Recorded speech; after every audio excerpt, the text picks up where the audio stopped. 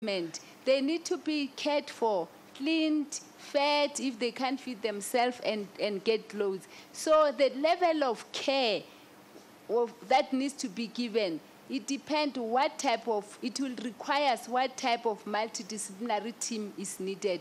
Hence, we organize that there will be occupational therapy in the nearest clinic, there will be dental person, there will be a psychiatrist who will visit the place at the time when they need to be there. So because of the level and the chronicity of the patient's status, we manage them in that manner.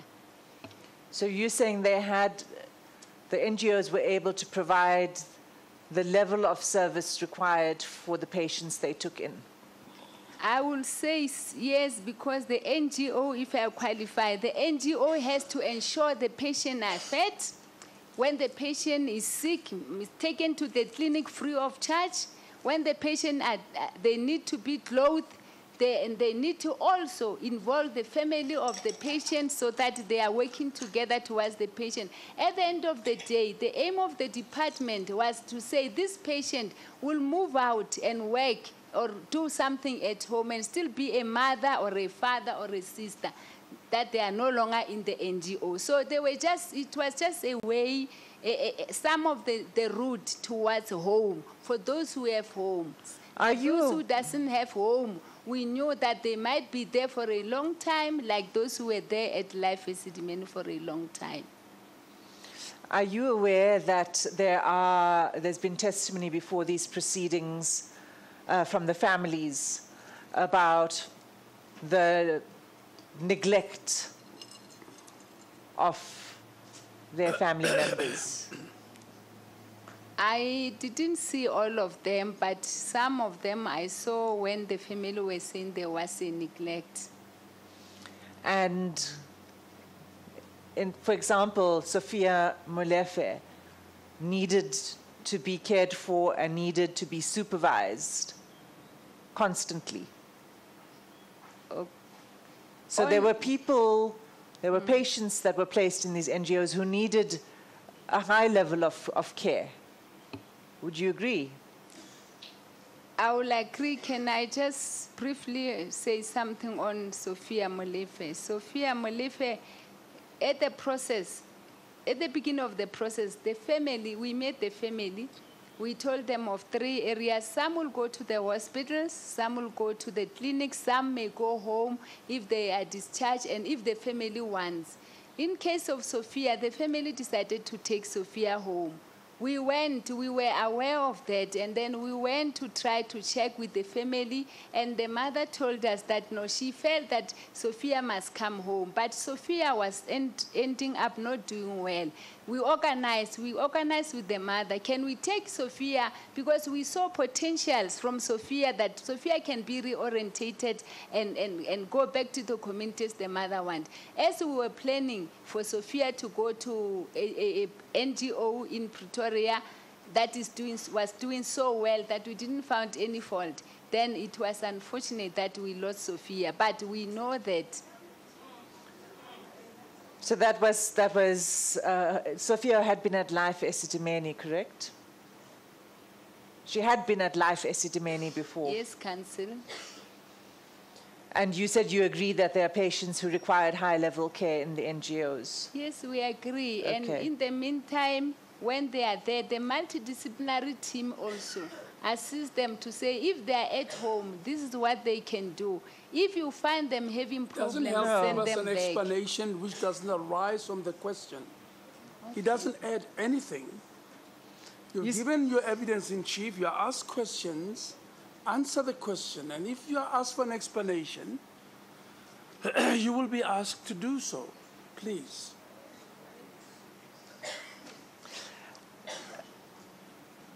Dr. Manamela, the evidence before us is, and maybe you're not aware of how bad things were at the NGOs. Are you aware of how bad things were at the NGOs for these patients? After we've licensed them, we were made aware how some of them were bad. But by the time we licensed them, they were qualifying. You know, ma'am, this is not a game about protecting yourself every minute. I just want the facts. I'm going to make the decision about your credibility. Just a matter of time. So all I want is you to answer questions put to you, and I will decide whether you're telling the truth or not. So don't spend a lot of time giving us explanations. Listen to the question. Did you know how bad things were at NGOs? The answer could be, I did not know, I don't, or I know. And then they'll ask you, why don't you know, or why do you know? But let's really not spend so much time. You're here for 3 days already, and I'm very determined that we go through your evidence so that you can go. And let's get on with our business. Counsel? Thank you, Justice. Can you answer the question, Dr. Manamela? Did you know how bad it was at NGOs? After we placed the patient, I knew how bad situation were in some of the NGOs. Okay. Justice, I'm going to move on from that. You said in your testimony yesterday, when my colleague put to you the notations on some of the licenses, for example, that a license was for a child residential facility, and the child residential facility, as we now know, housed adults. Do you recall that? Yes, Counsel. And your explanation for that is because with mental health care users, they are regarded as children. Do you recall that? Yes, Counsel. And who determines that they should be regarded as children? When you send adults to a child residential care facility... I thought you had put the question, Counsel. I'm trying to... Okay, if it's Who clear determines enough... that? And the witness must have an opportunity to answer. You know the goose and gander story. The Mental Health Care Act indicate who are the people with disability, mental disability, although it doesn't indicate the age limit. But at the workplace, according to how the patient understands and the severity of disability, that's how they are determined. And I cannot say one person, but it worked out as the multidisciplinary team will see that person. So it was a multidisciplinary team that made that determination? No, I'm not saying it was them. I cannot point out one person who will say if a person's mental disability is as low as of the child, then it's a child. I'm saying the guidelines on mental health and the books on mental health are guiding us on that level, but there is no one person in the institution I can point to say your mind was like a child. But you agree that you've said that adult psychiatric patients were regarded as children, correct? I said adult severe mentally disabled are regarded as children. Yes. And that was an explanation for the license, correct? For the license being child residential care. Do you recall? Yes, I recall, Counsel. Are you aware that there are two reports? There's been 2 reports of rape at Takalani. Are you aware of that? Rape by a patient. Of rape? Of another patient, yeah.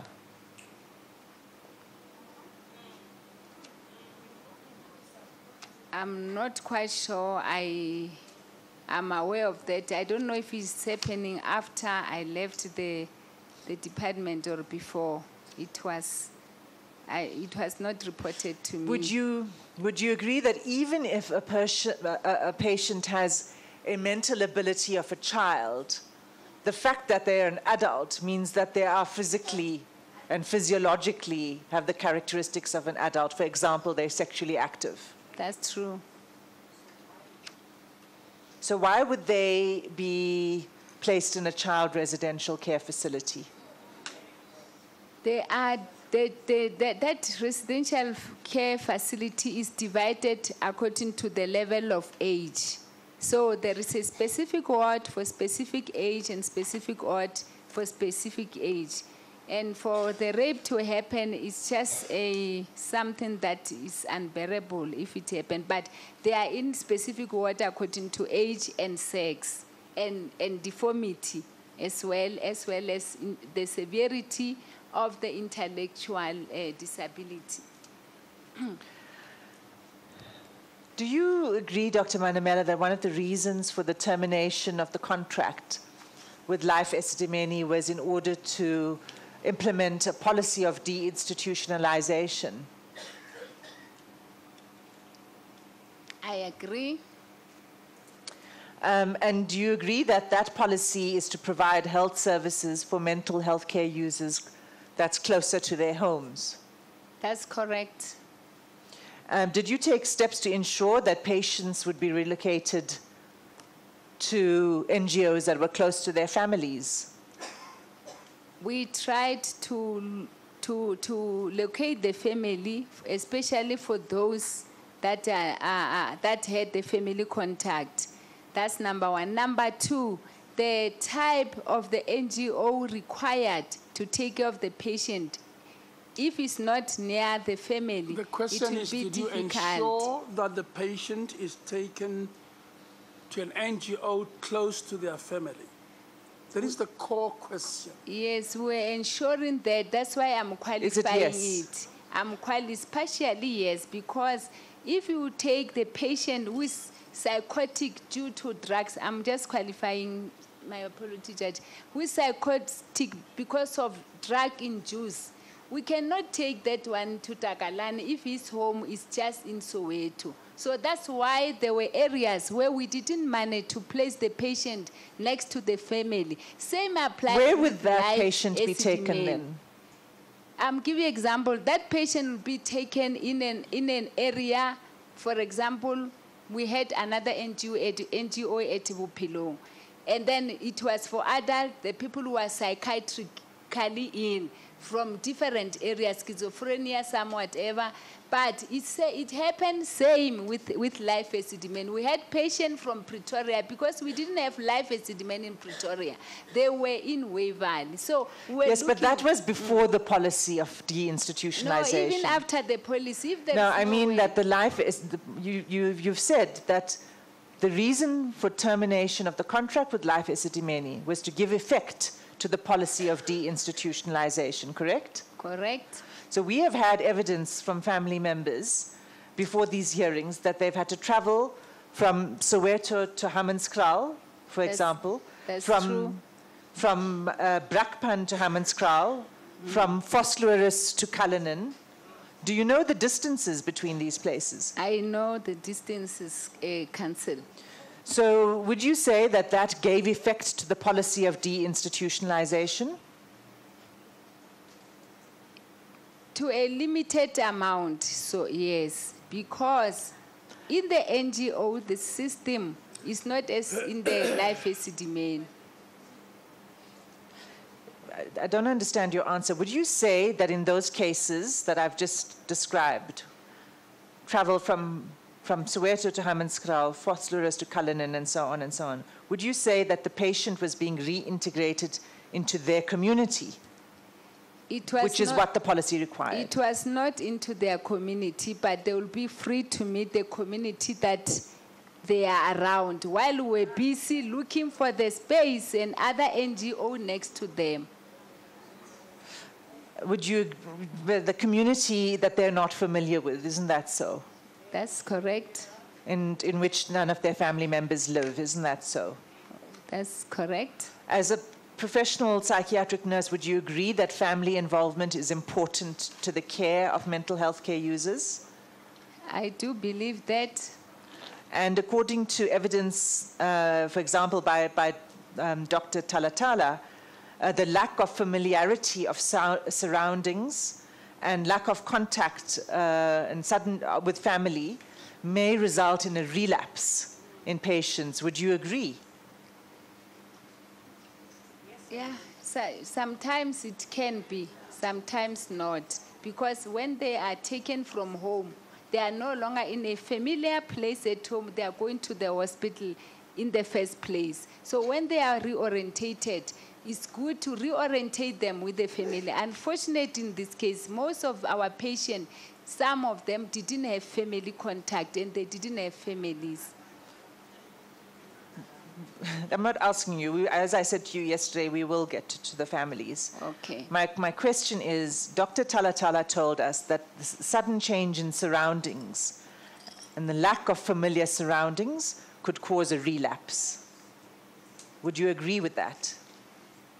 Like I said, Council, partially I agree with that, not fully. I don't know if I can qualify that. I don't know. I'm not sure what you're saying by partially. Are you saying that it's just yes or no? Could it cause a relapse? Was Dr. Talatala correct when he said that, But in your estimation as a psychiatric nurse? I will say that statement was made by Dr. Talatala according to his experience. So can I be allowed to make this statement according to my experience as well? That's what I'm asking. Yes, that's why I'm saying partial. Because when you move from a familiar environment, being mentally ill, to the hospital, you reach there, you are treated, and you go back to go back home. You may not relapse because of that, but there are individuals who may relapse because they've been moved from life Esidimeni to the place. Some may not relapse. That's how I see it. But you don't know who will or who won't, so you have to make sure that there are measures in place in the transfer to protect against that, correct? That's correct. And would that one of those measures be to ensure that there's family contact? That's correct. And would you agree that it would be very difficult for family to visit the patients with these long distances? The families were advised that if they need assistance with the transport, we will transport them, those whose family members are far. And some of the family members, so let's just pause there. Assist them. So you've offered to transport the family members to visit their relatives? Yes, Council. Did you make that offer yourself? Did I? Did you personally make that offer? That offer was made, even the HOD signed the requisition, and there were some families that we transported from Soweto, I remember, to Hammanskraal. Maybe other family members didn't hear because at the end they were no longer coming to the meeting. My question was, did you personally make that offer to the patient, to the families? Yes, I released my social worker from my unit to accompany the family to the place. When? I can't remember because it was before I left the office. It was before, I can't remember, but it happened immediately after we have taken the patient because we noticed some are at Hammanskraal and the family in Soweto. So that's around that time after. So it was at the time of the transfer, you contacted the families and you said, we understand that there are long distances, we will transport you. After the transfer, we did. In the process of the transfer? No, when we finished with the transfer, we did that. How long after you were done with the transfer? Maybe between a month or two, somewhere there, we agreed and we provided transport for the families. See, there's also evidence before us that family members were not aware for some time as to the location of the patients. What do you say to that?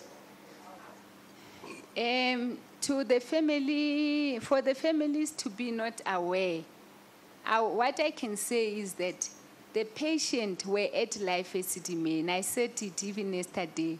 In our final meeting with Life Esidimeni for the placement, we agreed, I've got the minutes, that Life Esidimeni, because they've got database of the families, they must inform the family that so and so is going to Takalani or wherever. So you're saying it was a responsibility of Life Esidimeni? I haven't finished, Councillor. When it was responsibility of the Life Esidimeni when they moved from Life. It was our responsibility of the government when they are received in the NGO to now to say so and so indeed has been received from Life Esidimeni. That's how it was arranged. When you say it was your responsibility to confirm, to whom did you confirm that? To confirm, to move, to say he is moving somewhere. It was Life's responsibility. If you see the placement report, there is the way they indicated the family were informed, the family were texted from Life Esidimeni, and then they reached our NGOs. We took responsibility to say the coordinator at that site and the NGO must inform the family if the family's contact are there to say, we have received this person from Life Esidimeni. And are you saying that that happened, that the families were all contacted? I will not say they are all contacted because they were not contacting by me, but I know there are families that were contacted. And I know there are those whom they said there was no answer. And some they say they text, and I'm not sure if they got the text. And the people who were responsible for informing the families, did they report to you? They report to the district, and the district report to me. So you were responsible for ensuring that the families were contacted, is that correct? Yes, as soon as we received the patient, the department was responsible for the family to be contacted. But as they leave, Life Esidimeni was responsible for the family to know they are leaving. Would you agree that in the circumstances where patients were transferred to NGOs that were far from their homes, and where they did not have, where families were not informed, that would have been a violation of the policy on deinstitutionalization? I agree so. It will be the violation if they are there and they are not being informed. So is it not so that these patients, that this process resulted in an alienation and an abandonment of patients to an unknown system? I will not agree with that because the department that has been taking responsibility on this patient knew where the patient were. And again, we know the MEC was all over the media to inform the people, those who didn't know. I said on the first day, I even received call from overseas. Those who heard about the move, they did call us, and some complained about the move. They were not in favor of that. I will come back to the families. I just want to stick with one topic at a time, Dr. Manamela. Were you satisfied then that your team was working efficiently and there was no risk in the process? That you were managing the risk, rather, not that there was no risk, that you were managing the risks? Until we transferred the patient all, I was satisfied that my team were doing their best. Can I ask you, did you raise any, can I ask you whether you had any concern at any point along the process that it was in trouble? After placement, when we visit on weekly basis, I started to realize that there are a lot of concerns that are coming out. And before the transfer took place, and particularly before the big wave of transfers, which took place around May, June 2016, did you have any concerns? Because we had many new NGOs, we didn't have much concern. Our concern was the staff is there and the building is okay. And the old NGOs, we only also look at those that has been working with us for some time. Dr. Manamela, I will give you a chance to say more later, but I just needed to know whether you had any concerns before the transfer and you said no. So can we move on? Okay. Thank you. Can I ask you to have a look at the exhibits file and to have a look at specifically exhibit Ella 2?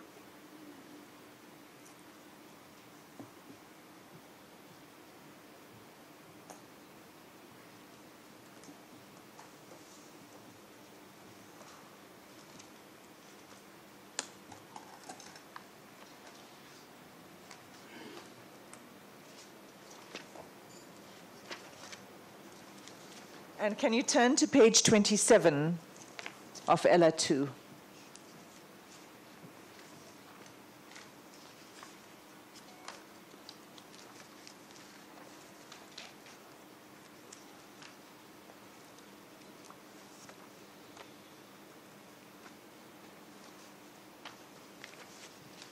Are you there? Yes, I'm here. It's a letter from Mr. Mosinoki to the MEC. Do you see that? Yes, Councillor. Have you seen this letter before? I only saw this letter when the report was released. I didn't see this letter. My name is not even here. Yes, I see that. It's from Mr. Mosinoki, and it's copied to Dr. Salabano, Dr. Lebete, and Ms. Nkuna. That's correct. And have you read the letter? Yes, I read the letter. And would you agree that in this letter, Mr. Mosinoki, on the 12th of February 2016, is raising concerns about the project? I see that. And he says that he requests the MEC to delay, or rather to extend the contract with Life Esidimeni.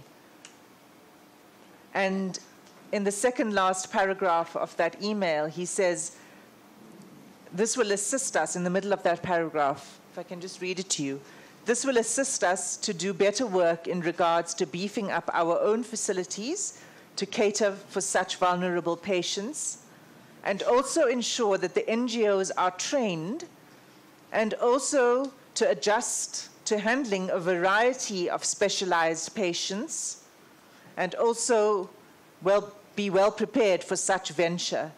The clinicians have indicated that this will be of much value, especially considering the challenges faced by such patients.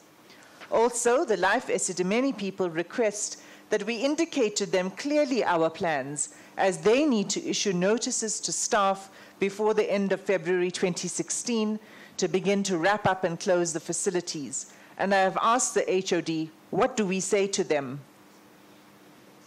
For me, I think we should have time to avoid possible mess if our plans don't materialize, plus the staff needs consideration.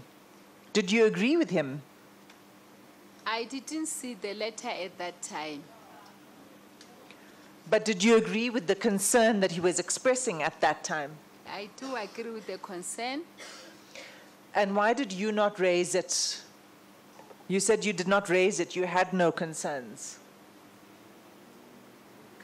Pardon? So I asked if you had any concerns prior to the transfer of the patients, and you said you did not have concerns. Your concerns arose after the placement. Because the MEC extended the 6 months by another 3 months.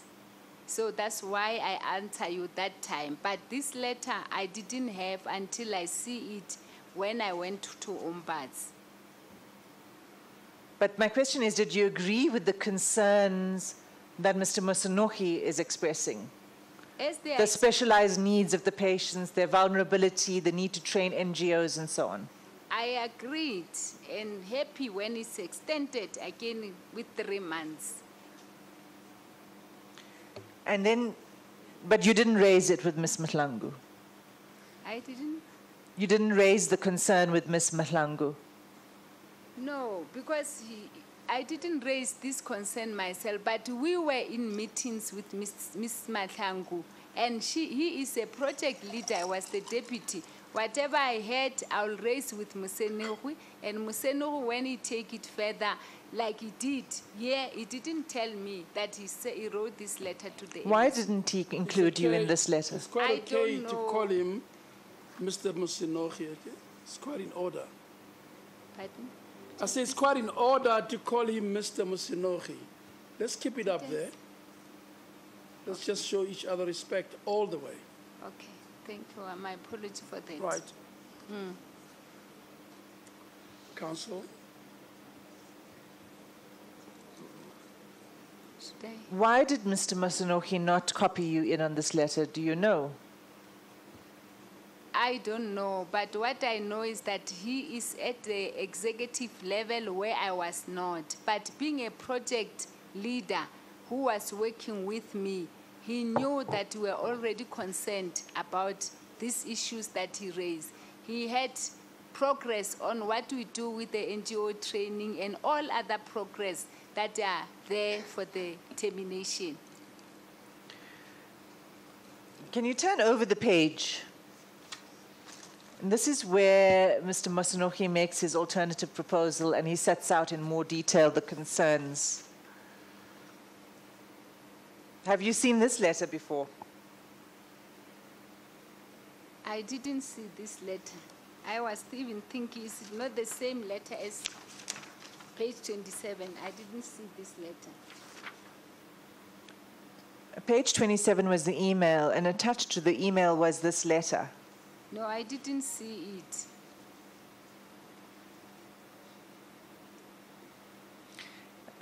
The first sentence says, "We have attended and listened to the relatives of the mentally affected chronic patients in both Waverley Life Care Centre and the Randfontein Life Complex Care Centres.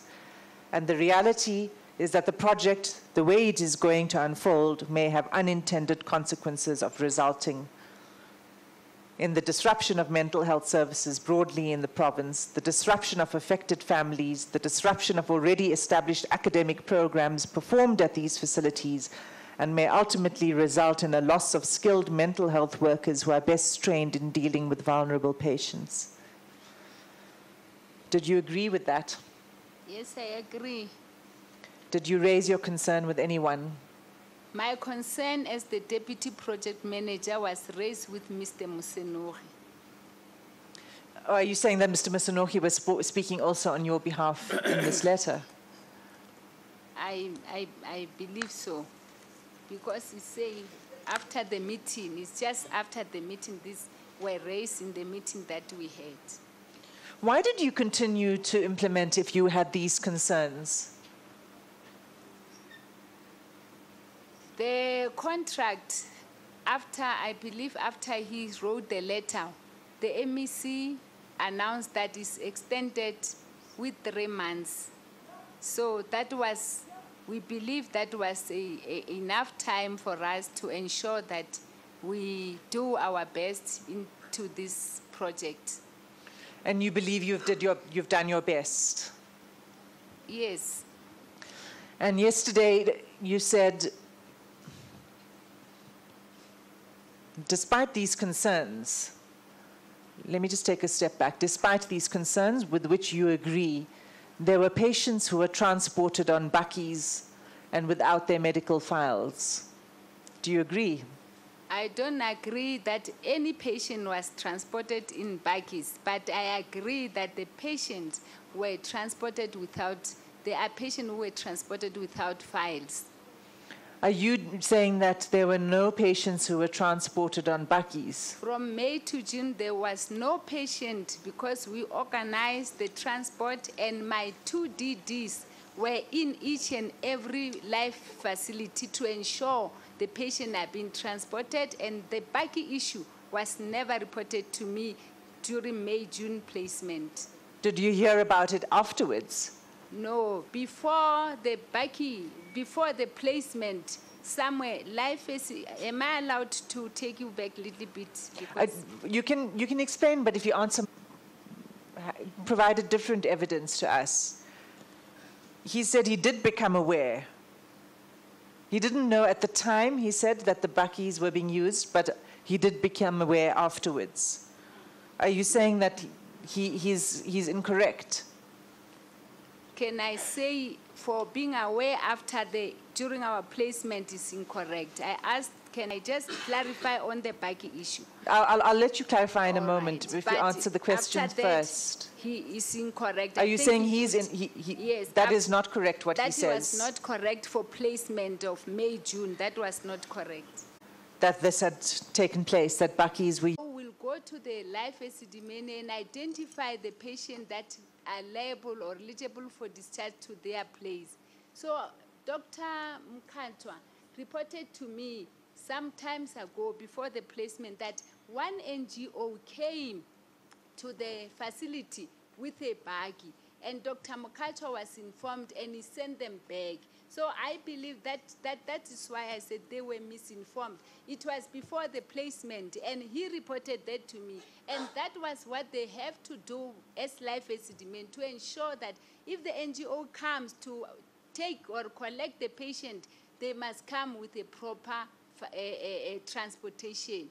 But during the placement, no baggie was used. Did you supervise the transport of patients from Life Esidimeni to the NGOs? I was given report every morning, every afternoon of the transportation. I placed my 2 DDs in each and every Life Esidimeni. They were sending SMS if they can't phone or they can't send email. And we organized with EMC, emergency services, to transport. We do have report. We have report for transportation of the patient. I think only one NGO came with their buses to collect the patient. They reported that to me. And our hospital came with their buses and their kumbis. In the process, no patient was taken by bakkie except that one during normal discharge before we started. The evidence of the Ombud and Mrs. Matsoso, and in fact also of Dr. Mkantwa, is that it happened during the transfer, during the project. But you're saying that they are all... The DG, and they were misinformed of when. The problem was when. But the issue of baggie was... And you supervise, okay. And you supervise the process of transfer? Yes, they were reporting, So yes. NGOs went to Esidimeni to fetch patients? Before the process, before termination, most of them were going to fetch patients. It was between the Life Esidimeni and NGO, and one NGO reached there with the baggie. But during the process, we organized the buses. Only 2 NGOs who had transport, who are established, Takalani and Tepang. You know, one of the most hurtful things I heard, having said here, was Miss Mube, who went to Life Esidimeni and picked and chose what she liked or what she didn't like, randomly. And I've been waiting patiently to hear you confirm that, when you would. You've just done that. So NGOs went there with their own transport to pick up patients. Few of them, those that they can, but we organized bus. If they were not collecting many, it means they went, like I was saying, Takalani went with their own kumbi. And for How would an NGO know who has to come along with them? Pardon? You know, you come at the end of like 5 weeks of evidence. We Yes. know a lot. Yes. You are the person who was in command of that transfer. But we already know tons and tons of evidence. And Ms. Mube tells us that she went there to pick and choose the patients she wanted. She could Was have... she right or lying? She could have gone there, but the team that were there, it means she didn't come with a with a buggy because they should have reported You the missed thing. the point. I'm not talking about the buggy. Okay. She I'm could. talking about an said no. NGO that has never looked after mentally disabled people and went there to pick and choose the ones she wanted. They couldn't pick and choose the ones he wanted.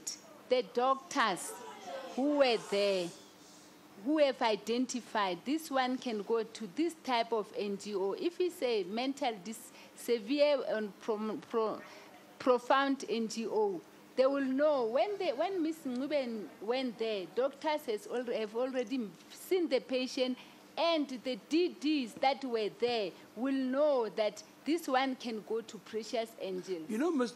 Musinochi, your leader, the one who was in command, on whom you put most of the blame, sat where you sat. And he was so candid and so truthful. One, he told us the NGOs were not ready, they were not prepared. Do you agree? Two, do you agree with him or not? He was your leader. According to you, he was in charge of the project. Do you agree with him? No, Council. You don't agree with him? No. He was lying when he said that. I'm not saying he was lying. Okay, you don't agree with him. What do you say? What I'm saying is that when we placed the patient and evaluated the place was suitable. He That's what said I can to say. us, look at his letter. Go and look at page 29. He I- asked for a year postponement. He tells you and your MEC how bad this project is going to be. He warns you that people are going to die. And you go ahead and you come and waste so much of our time. 3 days, you never take responsibility for anything that happened there. And your own colleague has come to tell us what happened. He was the project leader. Will you take responsibility for something? Justice, can I say, he gave, Mr. Museno gave you his vision, and this letter he wrote in February, and there was extension. And if Mr. Museno, with due respect, has told the truth, and I don't want to take responsibility. If he had told the truth, he was lying. I'm not saying he was What lying. was he? He was Okay. telling his vision. That's why he wrote this letter. And after this letter was written, given to MEC, MEC extended. He wanted an continuously extension of worked a with year, me. ma'am, a whole year. But it's not sent to me. It was not sent to me, Justice. And after that, MEC said 3 months. Mr. Museno didn't tell me that we must stop. He didn't stop. He should have said, Makabu, we are not carrying on. But he was with me. We went to Kalinen together. No, it doesn't make it better. No, it doesn't That's make why he it came here and better. cried where you No, sat it- and told us how bad it was, how poorly managed it was, how patients were treated unwell. Do you say the same thing? That was a collective of the project team. It doesn't responsibility. I know my responsibility. Wrong things went. Justice, let me say this. He came and told you how wrong things were. He was with me in the MEC's meeting. He was with me when we visit the patient. He was with me when we go to Life Esidimeni to see how patients were being taken. And his vision is what he told you. And I was called here to be a witness to tell you my vision and what we have done from my area. And On your evidence, nothing wrong was done. I haven't said nothing Okay, wrong. tell me what went wrong. I still said, Justice, when we evaluated the NGO, before we placed the patient, the NGO that we placed the patient were eligible. Thereafter, many things went wrong. That one I saw. Okay, tell us what went wrong. Take your time patiently and tell us what went wrong. What went wrong in the first place was that the NGOs were not paid in time. The second thing was that the staff that were appointed in the NGO, they left the NGO. The third thing was that the patient went with no record, and that will have assisted the doctors who will assess the patient on the condition of the patient. The fourth thing was that the patient from life, they had a polypharmacy issue. You find one patient on more than 6 medication, and psychiatric medication do have side effects. And we didn't have records. There were no blood level results that can be shown there. The other thing was that I think I mentioned some few justice. Well, I want to hear whatever else you want to mention. Okay. The other thing was that. What about the food? What about the hydration of the patients? What about their medication? Tell me about that. What went wrong about that? The medication issue. Some of the, most of the NGO struggled to get the medication because life gave limited number. However, the medication were in our clinics. The clinics and the managers in some areas were not so much supportive because I remember one NGO that refused medication. Siabadinga was refused medication by a certain clinic in Refilwe, and that was something again. And we organized that, get the medication from Kalinen. And then the other thing was that as the records are not there, the doctors will not be able to assess the level. I think I mentioned that again. The food issue, if the NGO were informed, if they don't have food at the moment because they are not paid, what can they do? And in some cases... You're talking about what went wrong, not what they were informed. In other words, what did the patients have to confront? They didn't. It means the NGO didn't take the offer of getting food supplies as they were afforded. And as a result, that was also a challenge in the side of the NGO, and a challenge that we didn't pay them in time. In your view, how did this 143 people die who otherwise were alive at Life Esidimeni? At the moment... We are all wiser after the event now. It's all done. But tell us your assessment. How do you think would have been the most prominent causes of their death? At the moment, Justice, I may not know the most prominent cause of death because at the moment, I don't know anything about post-mortem of Okay, what death. were the likely things to predispose them to death? The likely things predispose the patient to death, predisposing, I'm not saying are the causes because I don't know, is that the side effect of the treatment, if they were not properly managed, might predispose to death. Right. Comorbidity can also predispose them to death. As the patient have got cardiac problem and also other infections like HIV and the rest, that can also predispose. The other thing will be the life expectancy of the mentally ill patient, which is very low, lower than those who are not disabled. The other thing,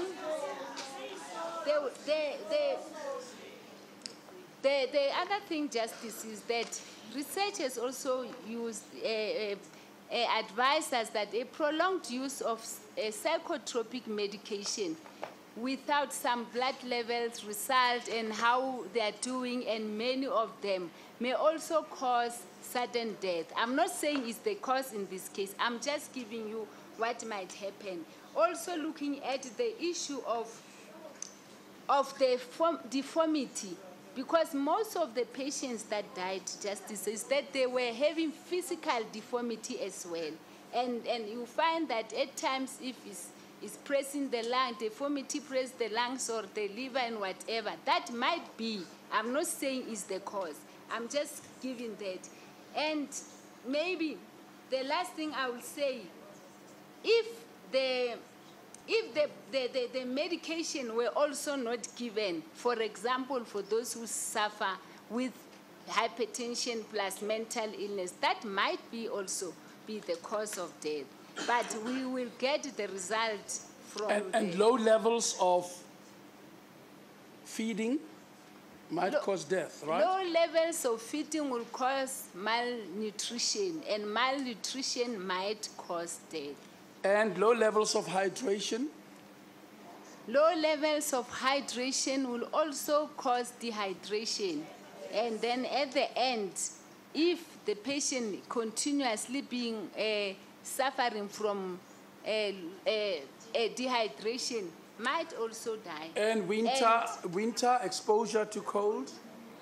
I must say, Justice, I must say, exposure to cold is another problem that will cause to illnesses like pneumonia, and that might And end up. who had the duty to protect these patients from all that?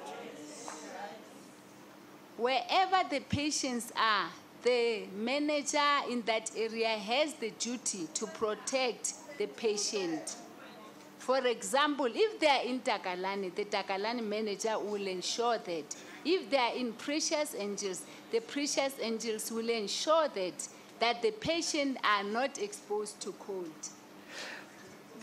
I'm just giving an example. I'm And not your saying the responsibility? details. My responsibility. You've kicked it down to Takalani. No, because your the responsibility. patient were not with me at that No, time. you ordered that they be taken there. Yes, my responsibility was saying at my level they should have the resources, they should have money to buy the clothes, to buy the tea for the cold. That was my responsibility. But if the clothes are there, Justice, and nobody at the NGO is ensuring they are covered, that will be a problem which cannot be my responsibility. If they don't cover them and they've got In clothes. all of these 143 deaths, what is your responsibility?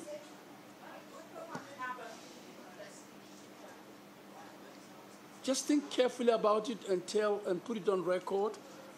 What is your accountability? I think, Council, the postmortem will tell us where we went wrong. That's number one. Number two, I'm unable just to say that was my responsibility, because where I am, I was not giving any nursing care to any patient, but I had to ensure that the people who are taking care of the patient do have resources. Like, that's what I said to Council. I indicated what we have done to ensure. So the responsibility will be taken by the collective, because we agreed and we My ensured. question was, what is your responsibility? My responsibility was to ensure that the patients are given good care and no one dies. Council. Thank you, Justice. Dr. Manamela, isn't it so that the National Department tried to assist you in the process?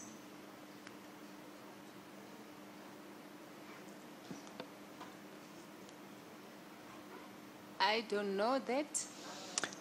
Is it not correct that Professor Freeman contacted you to inquire into what was happening and to offer assistance? He did contacted me. And did you take up his offer? Let me say that he asked me in a workshop that we were in. I briefed him, and then he wrote email to me and said, can I have the plan? And then I sent the plan back to him. And the same email I sent to him with the plan was given to Umbas. But to my surprise, in the report, it was saying I was not cooperative. Further than that, I also sent the progress report through the director of mental health to say the signed copy will follow. I just sent email, and the email was also attached by the professor. I think that you're mischaracterizing your interaction with Professor Freeman, and I'll tell you why. We do have the series of emails between you and Professor Freeman, and it's in the exhibit LA2, the same exhibit that has Mr. Masanochi's letter. And if you turn to page 25 of LA2,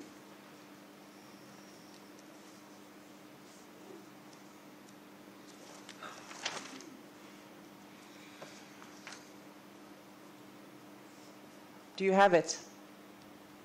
The email.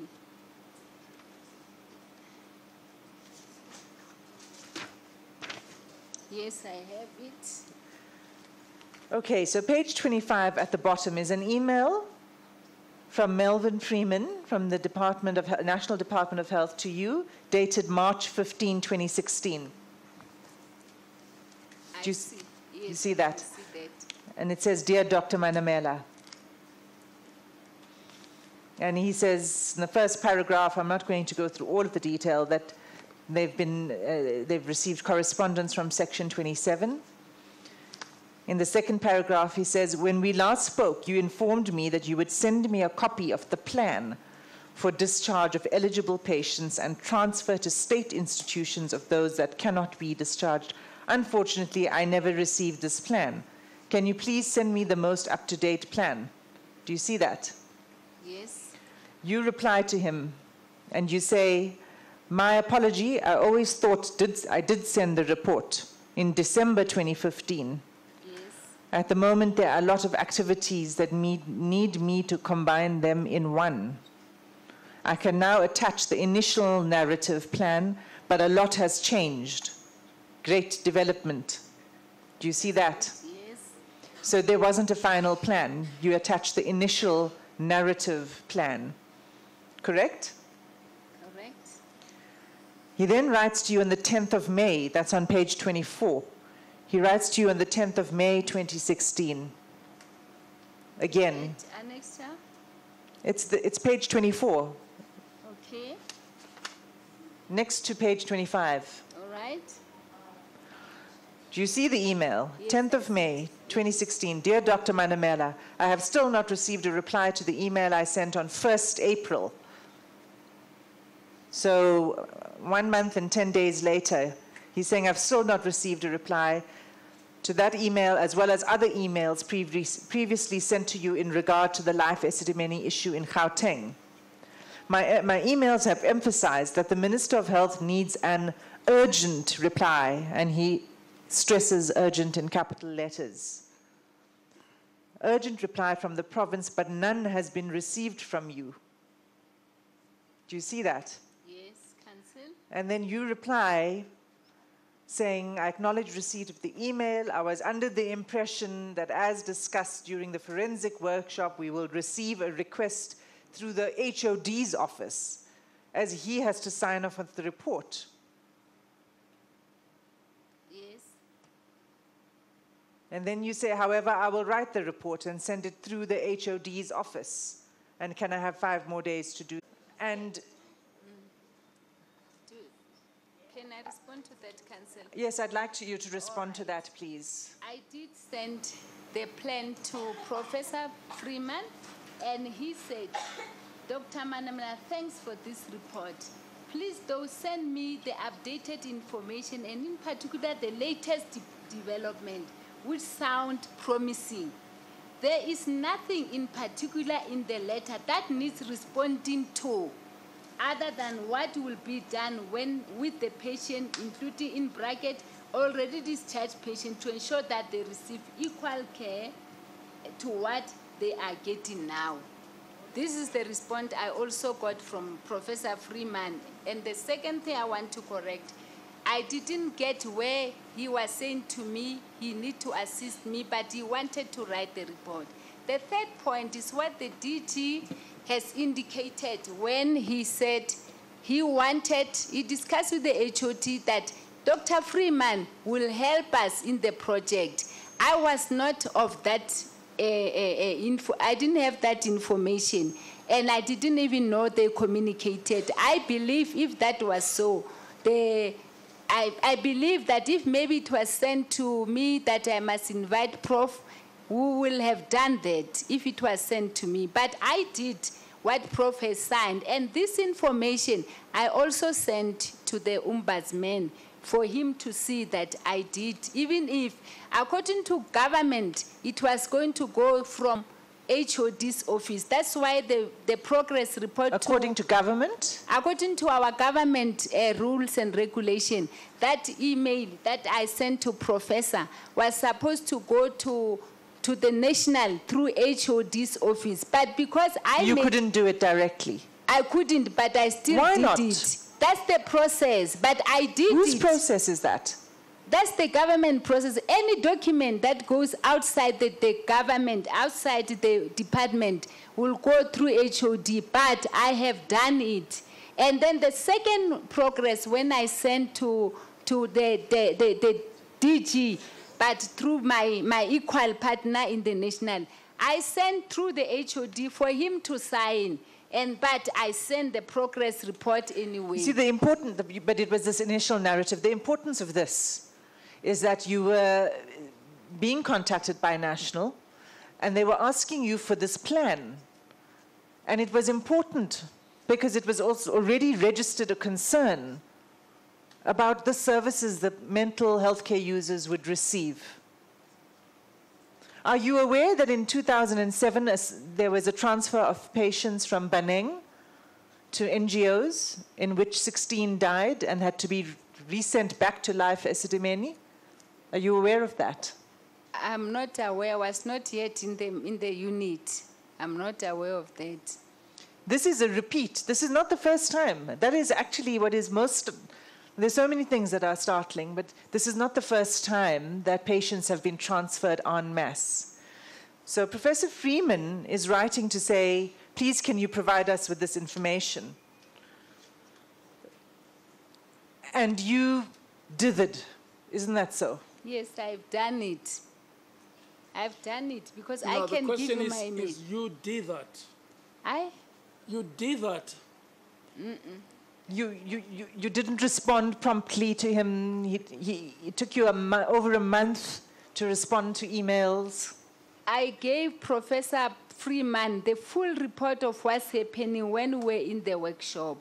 And in my email, first email to him, I said, I thought because I gave you the report, it's okay. Because I also asked him to ask through HOD. And I said, my apology, if you didn't, you still want, I'm going to send it to you. Hence, my email that I sent, that you don't have here, because it was not my evidence, is saying, this is the email, and he responded back to me, say, okay, there's nothing much, except that we need to know about the discharge, those who are discharged. I've got the email, you don't have it, because I'm giving the evidence. But I responded to my level as a director. I cooperated with the professor who is at a higher level from me because of the need of the patient, so that if they can help, they can help. That's why I cooperated without. You see, the Mrs. Matsoso, the DG, has a different view on that. When she testified, her words were the following. He sent repeatedly, meaning Professor Freeman,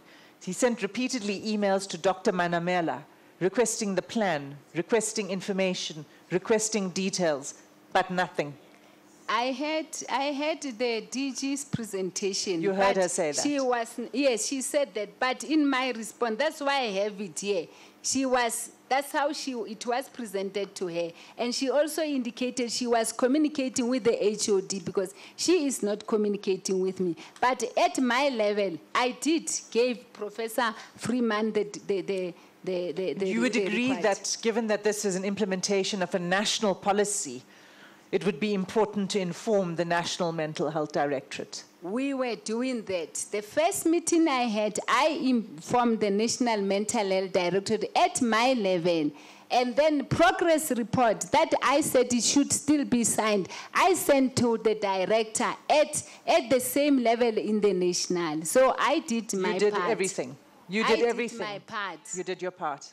The last sentence of Dr. Friedman's email, would you read that again into the record? From my email. His email to you, his email the last sentence. Or from the one that you gave me.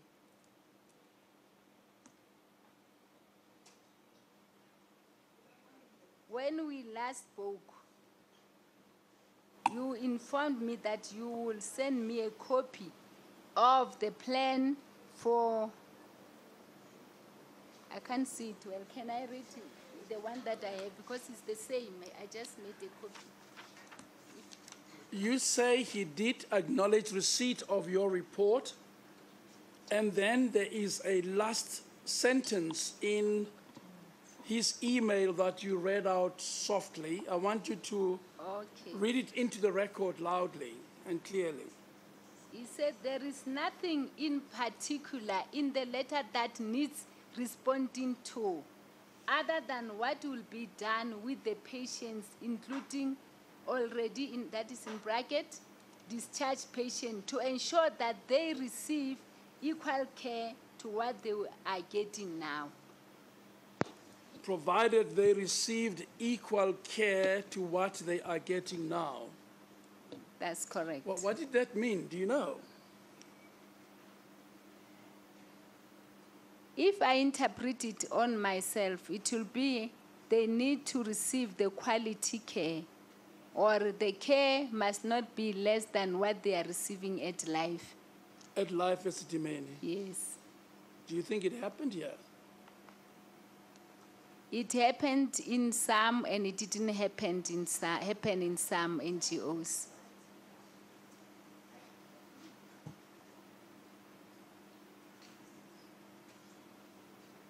Counsel.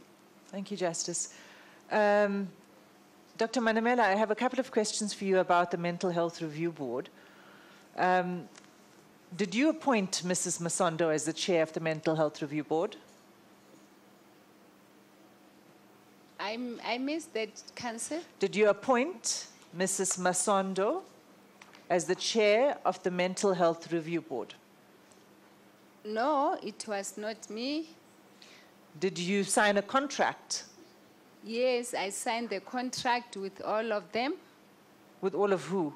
with the Mental Health Health Review Review Board. Was it appropriate for you to sign the contract?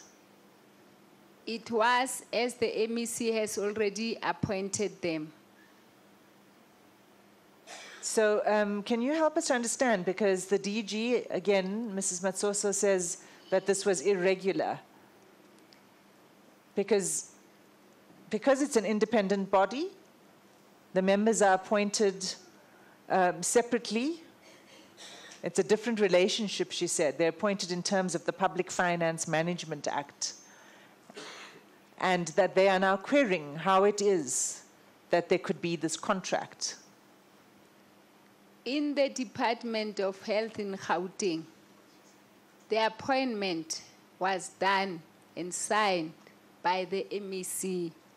But the contract, because of the area where they are going to work, it was a regular procedure that the contract will be signed by the board together with the leader of, or the head of the unit for mental health care user.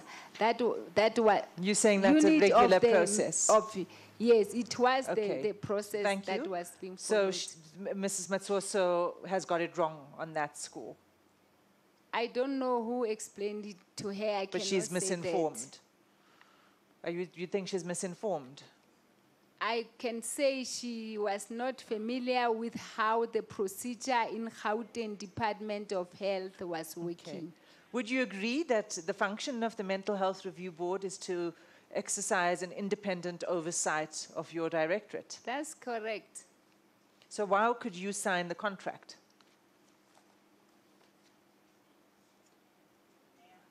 I was advised to sign the contract because the MEC will not be available all the time, and that's how the department always did that. Okay. Ms. Masondo has testified that the powers of the Mental Health Review Board were infringed. Do you agree? The powers were infringed by the Mental Health Directorate.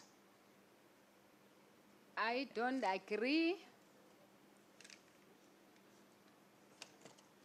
She also said that she was told that the transfers were progressing well And when the justice asked her who told you that, she said it was Dr. Manamela, that it was progressing well. Her words were, there was nothing alarming, there was no cause for alarm for us as board members. Do you agree with that? I don't agree. Can I qualify that? The board was appointed in January when we came back from holiday, the 4th. On the 14th of January, I presented to the board. And it was including all the services, including the termination. I have got a presentation, I can give it to you. And thereafter, we asked the board to assist because we know the board function was not the same function as we had. The board assisted to assess the patient at Life Esidimeni. The board sit in the meetings that were held by MEC. The board assisted to investigate the first death at Siabadinga and Anka. The board was part of the family committee. The family committee. Why was the board members so continued. involved if they were supposed to be independent? Because the project was affecting the very same patient that they are appointed for. So there was no way we cannot involve the board. There are different ways of exercising oversight. Sitting in the meetings and being part of the project is not one of them. Would you agree with that? Yes, but in the case of the board, I won't say they were just sitting in the meeting. The MEC's meeting, they were also advising. They even, when we finished... My point is that they were in the meetings and part of the process. You can't exercise oversight over yourself. You see, if you're part of the process, you're already compromised. They were invited, but they exercised their right in the same meeting as they have advised the MEC. They even go to the level of having specific meeting with the MEC. And after we have placed on the last meeting, they also applauded. Mrs. Masondo said, we have been trying, because she was working in the department in mental health before I came. She said, we have been trying to terminate the contract. We never done it. But this time it was done effectively, because at that time, it's when we send the patient on the way, nobody We are died. running short of time, and I'd like to get through this as fast as possible. Please, Dr. Manamela. Why did you ask Mental Health Review Board secretaries to phone the families? Because it was reported to me that at Waverley, their phone were not working. Then I said, if their phone are not working at the moment, let's get ourselves, because I know at the end, the family are going to look at department, not Life Esidimeni.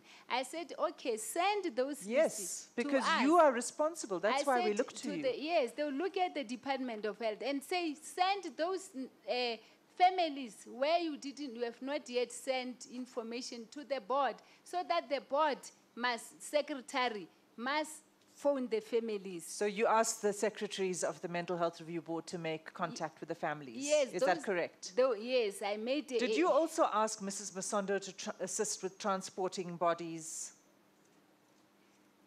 from any of the NGOs? Mrs. Masondo was asked by the finance CFO and the MEC to transport the patient to Western Cape. However, as you just mentioned that they oversee my work, I reported to Mrs. Masondo to say, we do have families who doesn't have money to bury the loved one. So I don't know what we can do. Can we help in raising funds? Why is it, Miss? Dr. Manamela, just answer the question. Did you ask her to transport bodies? I didn't ask her as myself. We were in a meeting. Holding a big record of things that are not required of you.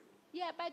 recording every word you say. Yes, record it, because listen that's to the true. question and answer. Did you ask her to transport bodies? I didn't ask her to transport bodies, Stop. but the And finance... the council will ask you more questions if she wants to. Mrs. Masondo has said that you did ask her to transport bodies. Are you saying she was lying? I was in that meeting when that was discussed between the MEC and the finance and herself. And it was directed to her that, can you transport the patient. She said we can. Okay. And from there, Okay. I was never But it was part. not you. It was not me per So se. she was lying when she said it was you. I cannot say she was. I don't know. Because she's the one who told And you. why would you ask the chair of the Mental Health Review Board to transport bodies? You as a department, okay, you've said you didn't do it yourself, but you were in the meeting where she was asked. Yes.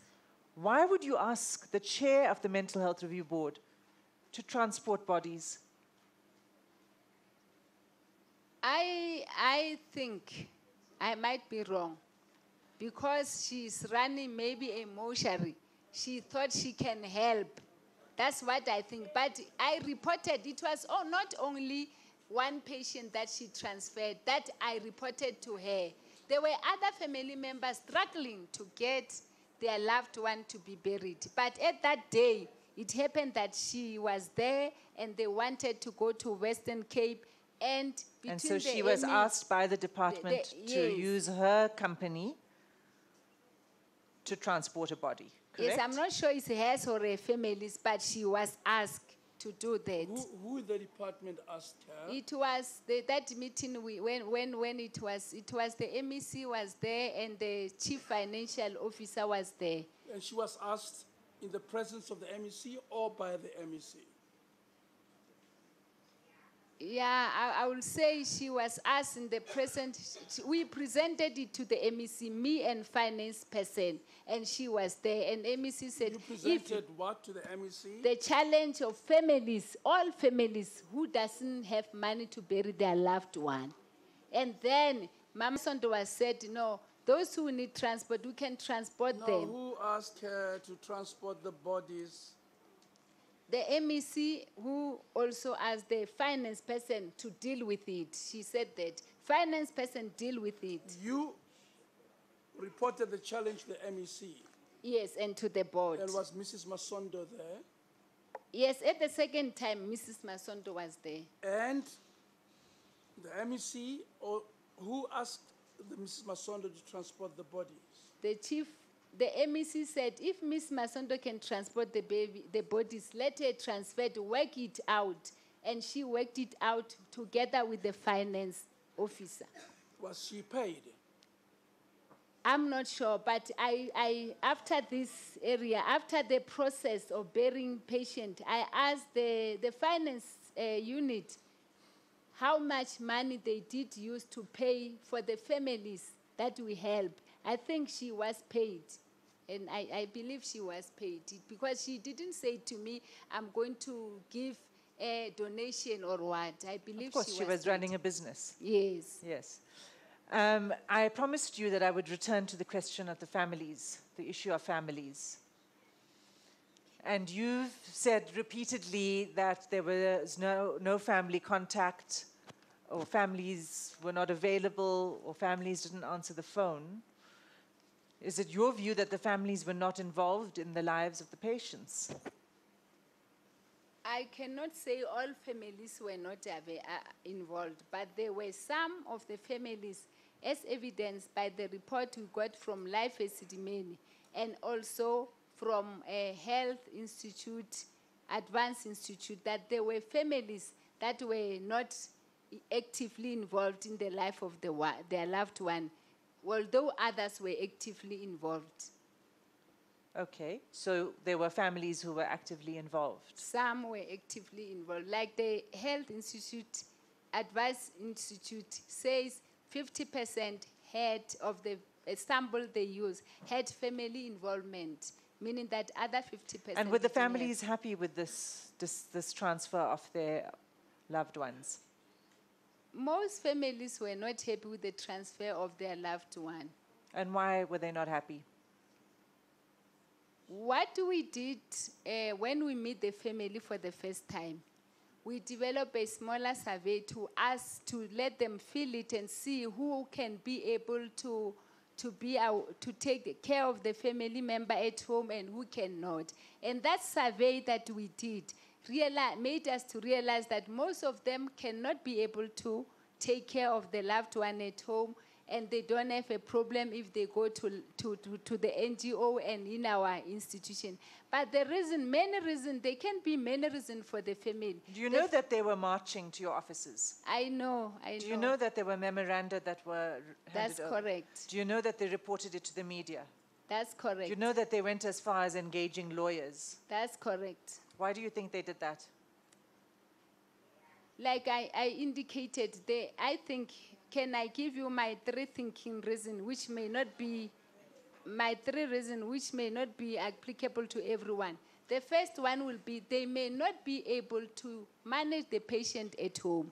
The second one will be they may still thinking about what most patients did when they are committed to our hospital, because mentally ill patients may destroy and become aggressive, and they may think they will come back and be the same.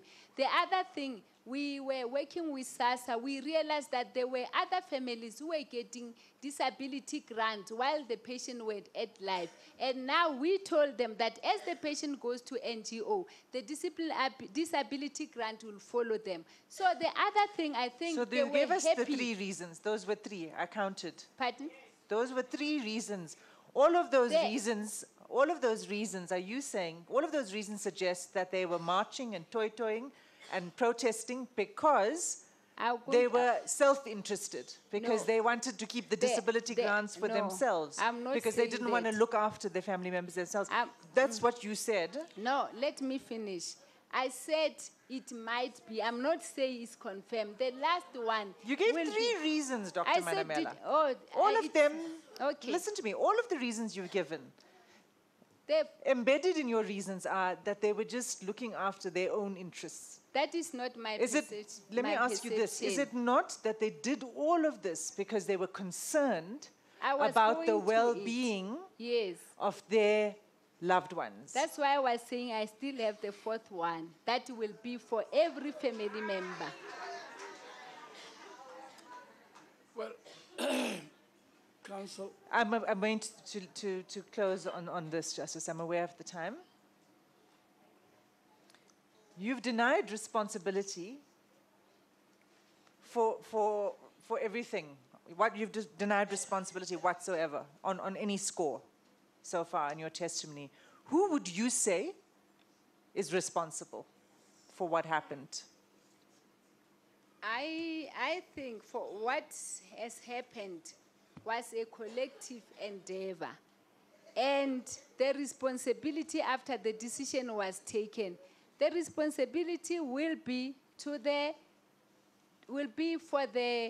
project team, number one. Number two, the responsibility will be also for the NGO that were found negligent if the postmortem So there's no confirmed, one party we can then hold responsible, or 2 parties that we can name and hold responsible? It can be partially, but Council, it's difficult to hold one person responsible for a project. But if it was just for mental health care services, I will take the accountability. But it was a project. So all the project team members need to be held accountable, responsible. And the NGO as well, where the patient were. why do you think you are paid so much money and given such a big title? I think I won't answer that because what I said is already what indicated. I mean, even if you are paid so much money, but you are working at the project and the project had problems, it doesn't mean that it is you because you are paid so much money. Who was the director of mental health care in Gauteng? I was the director, but why am I just secluded out of the project team while I was even, in terms of the project justice, I cannot take only responsibility alone. But in terms of the work in mental health, I will take responsibility. You see, leaders, listen to me, ma'am, leaders take responsibility. That is why they're given powers to order others. Do you know that? What I know, Justice, is that leaders just take tell me whether you know what I'm asking accountability. you. Accountability.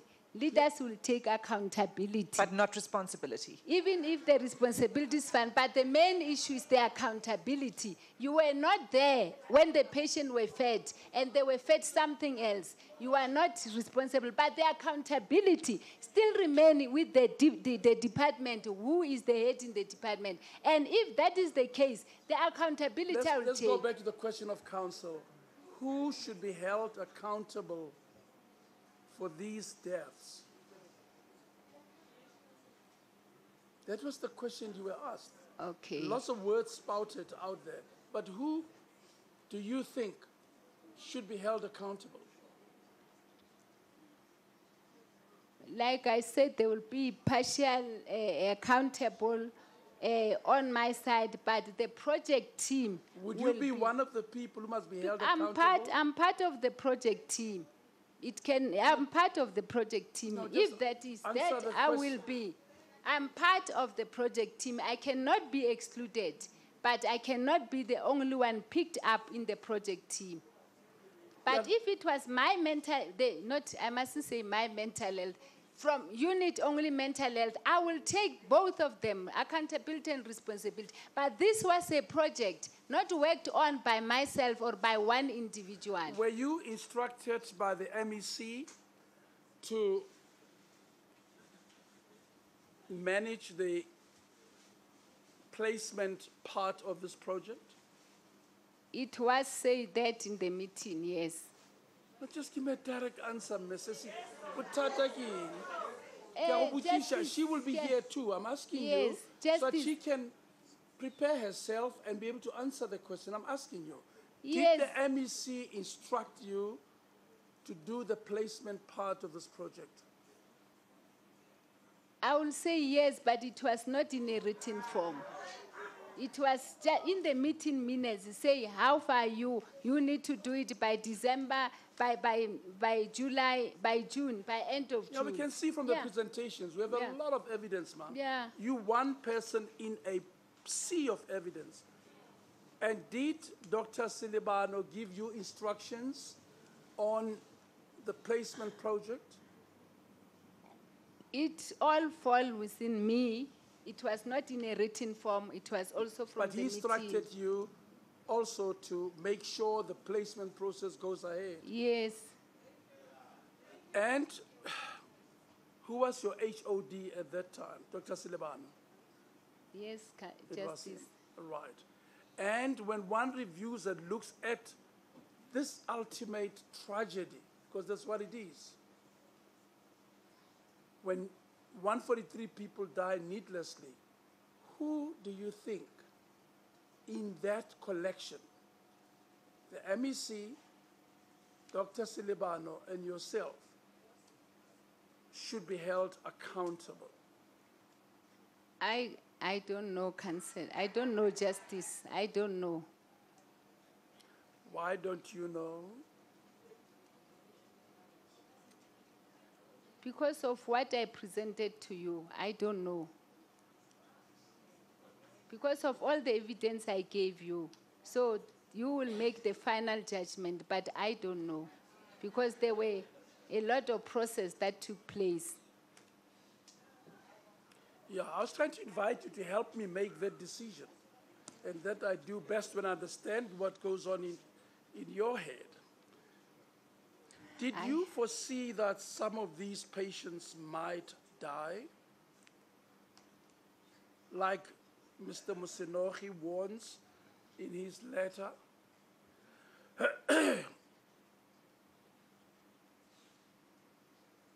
That can happen anyway in where the patients Now, are. did you foresee that if the project is not properly handled, some patients might die? I don't know what to say, but it can be. It can be. It can be. I don't know what the answer is, but I want to hear it clearly. I'm asking you, did you personally realize that if the project is not properly managed, Why I'm some of the patients might die? Why I'm answering this manner, Justice, is that we had to do all that we can to ensure that patients are not dying. Same applies to all the hospital. I understand that. Yes. But did you subjectively realize that if this project is not handled properly, patients who otherwise would not might die? That's true. That's Okay. true. Do you want to take the break now, or do you want to continue? Justice, I would like to take the break. You don't have to. We can take the break at 12 o'clock. It depends on the state of mind or the I have no, animation of the cross-examiner. If you want I to have no continue, further questions for this witness. I'm happy to call it a day. you're happy to call it a day. Very well. Thank you. And under no pressure from me whatsoever. No. Sure. No. Dr. Malamel, we're going to take a tea break. Re lo go ikhutša sese. Re tlo go boa. Go setse moadvocate Groenewald le go sala moadvocate o Tama bo feleletša ka mme o thomileng ka ena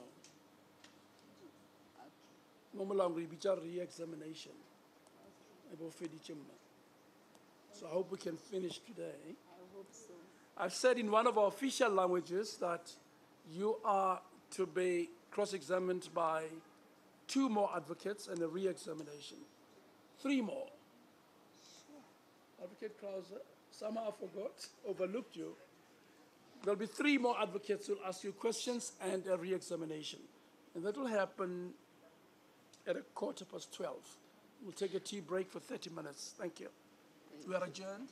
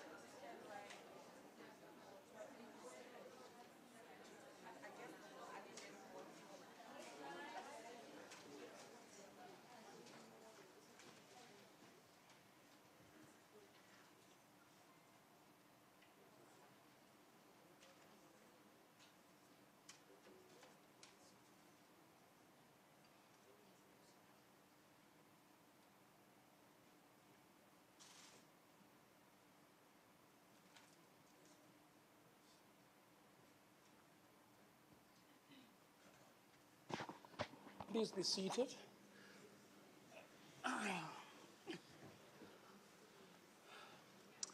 You're still under your previous oath to tell the truth. Advocate Krause. Thank you, Justice Museneke. Dr. Malamela, I act for the survivors of this project and their families together with Mr. Skibi. I'm just going to ask you a few questions. I'm trying to establish what your current thoughts are. And I see you've got lots of documents before you. If you can just not worry about your documents at the moment. I'm just trying to find out what you're thinking at the moment. You say you're saddened by what has happened. Is that right? That's correct, Council. And you also say you merely followed orders. Is that correct?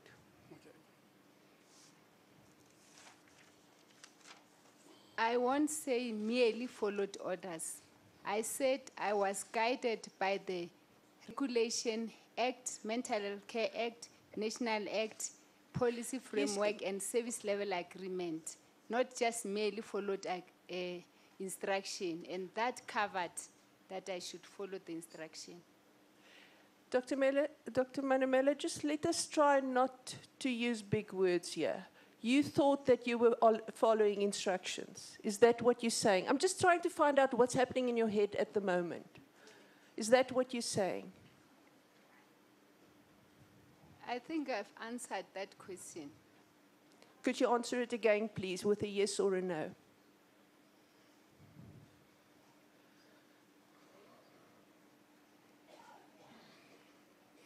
There won't be no, there won't be just yes, because it's not merely, I didn't merely follow the instruction.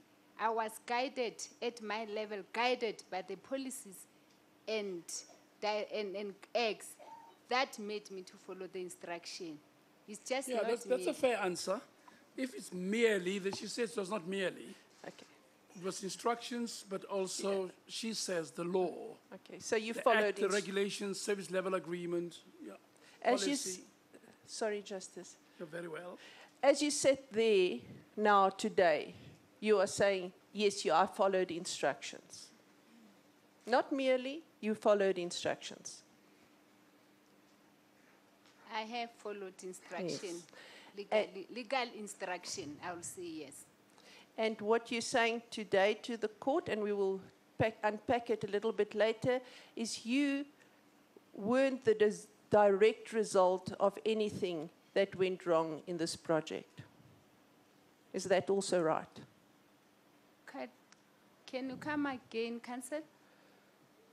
As you're sitting there now, you are also saying to this tribunal, you're not the direct result of any deaths. You didn't cause any deaths. Is that what you're saying? That's what I said, Yes, Council. thank you. And I'm quite sure you want to make sure that nothing like this tragedy ever happens again. Would that be fair? That is fair. And you would want to help this tribunal to the best of your ability. Would that be fair? That is correct. Yes. Now, if that is so, why did you initially refuse to come and testify before this tribunal? I've never refused to come and testify to this tribunal. Why did you refuse to consult with the evidence leaders? I've never refused to consult with the evidence leaders. Did you consult with the evidence leaders? I didn't. Why did you not? For me, not to consult doesn't mean that it was a refusal. Could you explain that? The evidence leader called me and told me they will set a date. We responded to them. Then we didn't get a date set for some reasons that was indicated.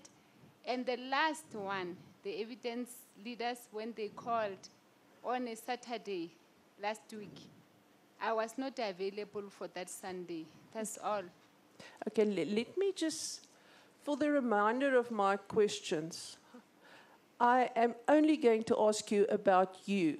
So if you use the word we, are you using the royal plural or are you speaking about other people as well? If I'm saying we, it means I mean the team or my directorate. But I think I haven't used we since you started with me. You asked me direct question because I am the one who was called to meet the evidence leader.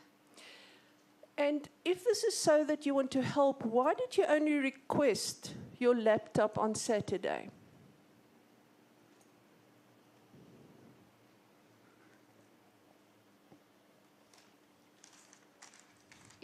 From my point of view, it was not for the first time I requested the laptop. But I requested and I didn't get any answer.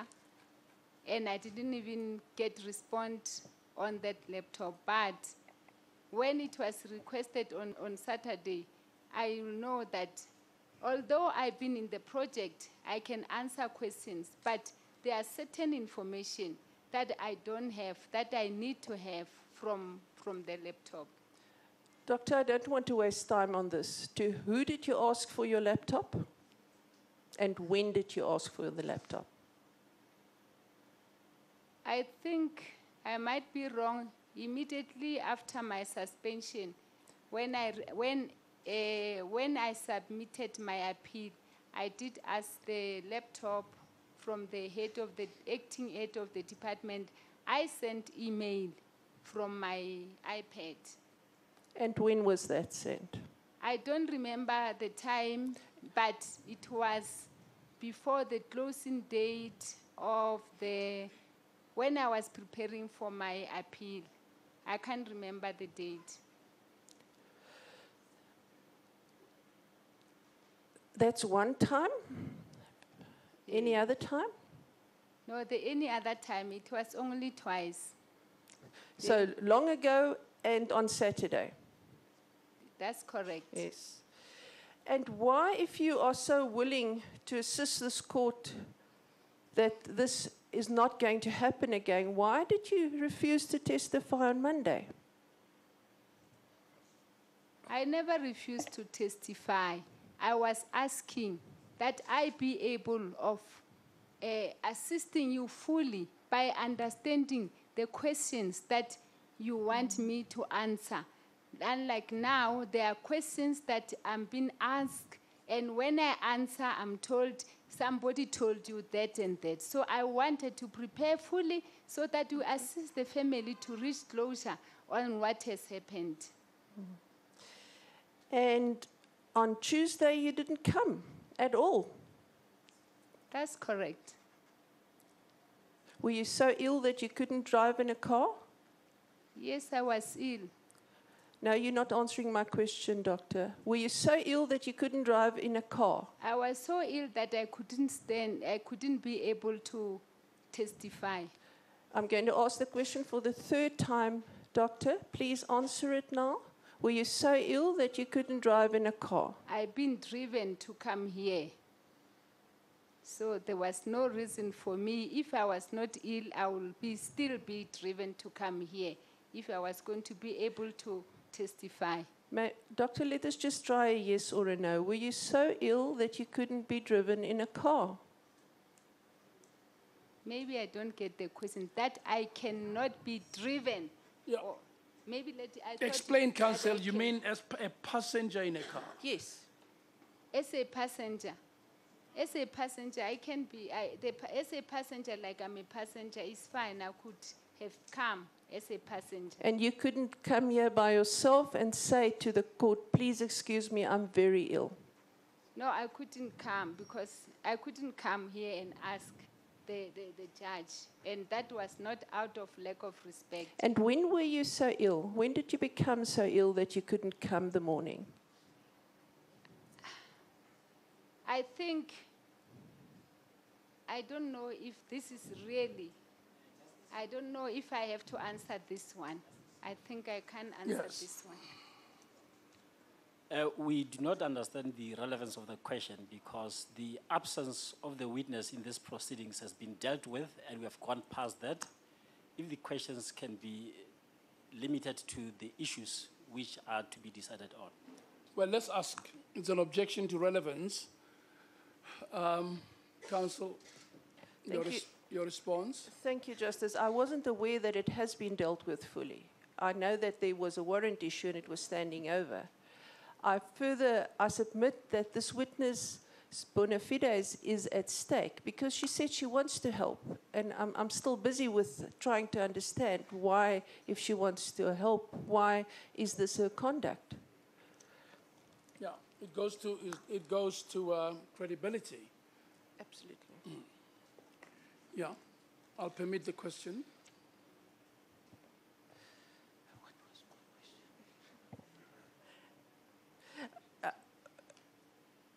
I've now lost my question for some reason, Justice.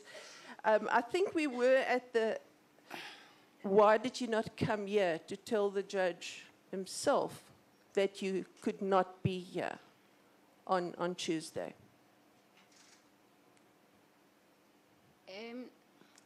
I'm not so much comfortable to answer that, but I'll give you my answer. Because it was like, if I couldn't have the way I was sick, I was not able to come here. And I know that although it said I'm not the accused, but from this deliberation, there's some point where it appears I'm the accused. And then at that time, I might have been accused more that the people will just look at you and say you are fine and then you must take the stand. But I was not able, I was sick. So if you have got any problem with that, I'll suggest that... Well, it's enough for you to say to counsel you were unwell and the counsel is bound by that answer. Thank you. It's a question to credit. She gives you an answer, you're bound by the answer. Absolutely, She thank says, you, I wasn't Justice. well to testify. I think that's the end of the inquiry. My question that I forgot and that was put to you before my learned friend's objection was when did you get so ill that you couldn't be here the morning? Can I refer the counsel to my physician, to ask the physician, because it's like now, it's no longer about the arbitration, it's about my personal life. And I'm worried about that. I'm sorry. I'm not becoming Doctor, I'm going to disrespectful. repeat this question until the justice stops me. When did you become so ill that you couldn't come to court on Tuesday morning? It's an easy question. I'm not asking details of your illness. I'm asking when did you become so ill?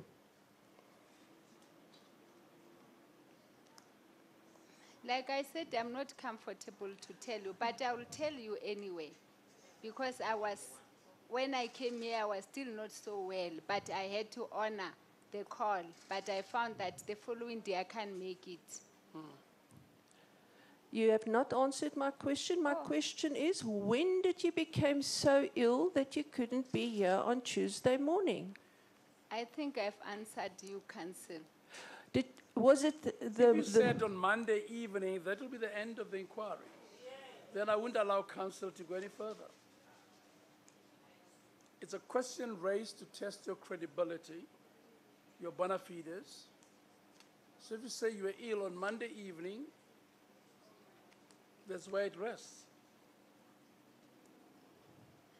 But I said that. I said even on Monday I was not feeling so well, but I thought I'll be okay the following day. I said that. Yes, ma'am. My question is, when did you become so ill? Because Monday you were healthy enough to testify. So when did you become so ill? Well, the witness said Monday after testifying she became ill. Sorry, I didn't hear that, Justice. You want to repeat your answer? I said even on Monday I was not feeling so well, but I still came to testify. Sorry, Justice, I have not received an answer yet. So my question remains, ma'am, when did you become too ill to testify? I think I can't comment anymore on that because I've answered you. She says I was ill and I forced myself to come. And that is the answer you get from your question. I will move on. Yes. Doctor, at the end of this, I'm going to argue that you are argumentative and that you are defensive and that you're not answering questions. Do you agree with that? No. And I'm also going to argue that that's indicative of a person that does not want to bring closure to families. I think you have to give an answer to that. All these questions do not go to the merits, but they go to your honesty. Then it's put to you that, in fact, you are those things that they've just said. I think you should respond to them. If you so choose. Of course, you couldn't keep quiet. Okay. Thank you, Justice. I think I'll respond to this. What the council is saying is her perception. I was trying all that I can to give the information that I know as part of the project team. And if people came and paint me, I believe that this tribunal will take my information and assess it and look at it. They cannot say, because so and so said that this is how it is. The second thing is that I was also part of the project team and also the head of mental health. People didn't know the policies and the procedures. So all the procedures and policies I was trying to put forward, it was like I was lying and I was pushed as if people who didn't have all the information, whatever they said is okay. Because I believe that when they said I'm a project deputy, I should assist the project leader as he doesn't have experience in mental health. Let's go back again, Doctor. Counsel says to you, she will argue at the end of the case. After all this evidence, there's going to be argument about whether to believe any particular witness or not. She says she's going to argue that you are argumentative, you are defensive, you don't answer questions, and you do not want to bring closure to the families. Those are the accusations. That's what's put to you. That's the council's conclusion. We all know that. What we normally do is we give a witness an opportunity to reply to the charges. What do you say to that? I will say... It's about your demeanor. Yes. You just understand that. If you could just respond to that. I will say I'm not defensive and I'm not argumentative and I'm not indicative. And what I was trying to do was to give you the vision of the process of mental health services in the province. And the council has got a power to believe her perception, but I wanted to explain to you most of the time what is the process, and which I've got my own perception of the situation, that some of the things you were given, not only you, was that you were not given the procedure, because it's better to judge anybody related to procedure. I'm going to move on, Doctor. I'm going to go now to your thoughts process at the beginning of this project. Can you tell this forum when you were first made aware that this project is in the pipeline?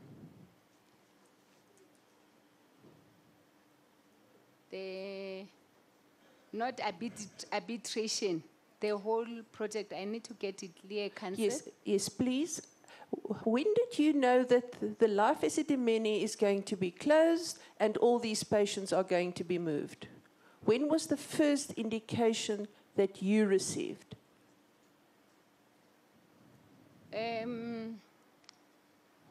When the termination letter was sent, but before that, there was a 20% reduction.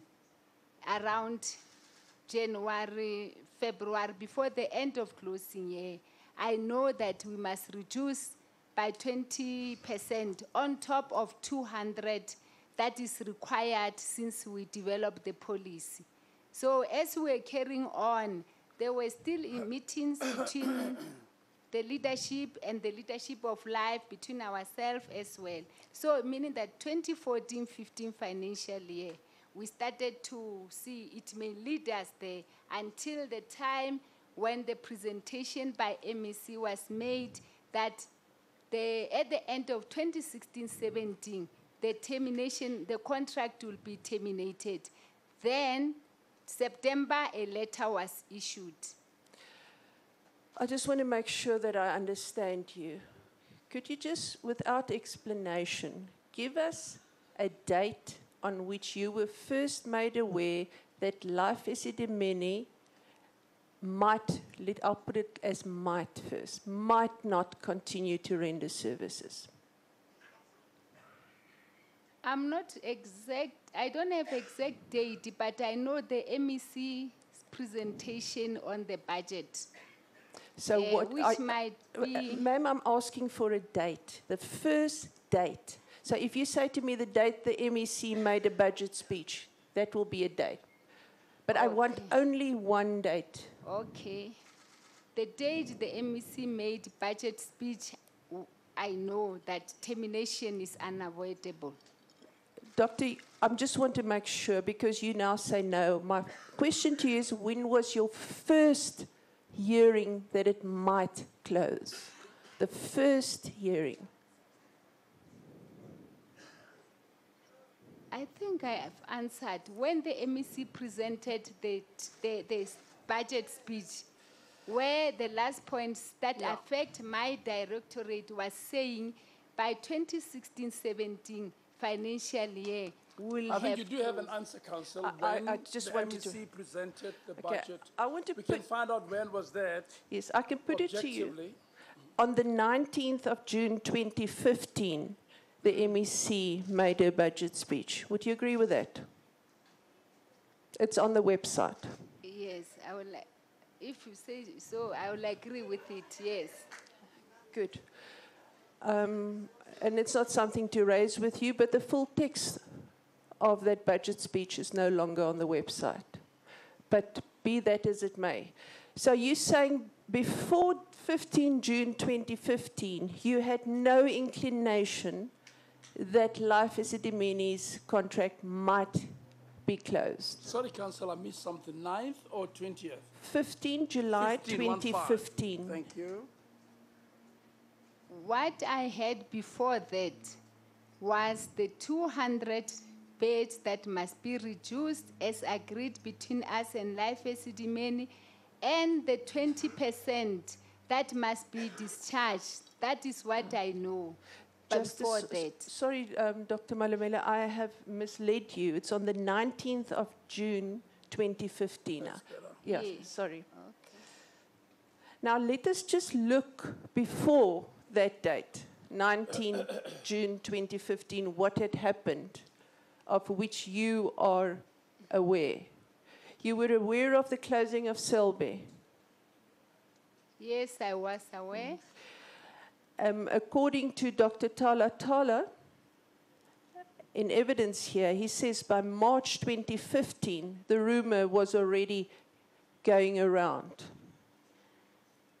The rumor was going around, but we were having to work on 20% reduction, and that was a huge number of patients that must be out of Life Esidimeni. I believe, I might be wrong, that time we didn't have any knowledge of termination, but we know that 20% out of 200 beds must be added as evidenced by the letter sent to MEC, to the Premier, and the letter that our department sent to Life Esidimeni. And it was a huge number of patients. That's why we had tasked him to work on it.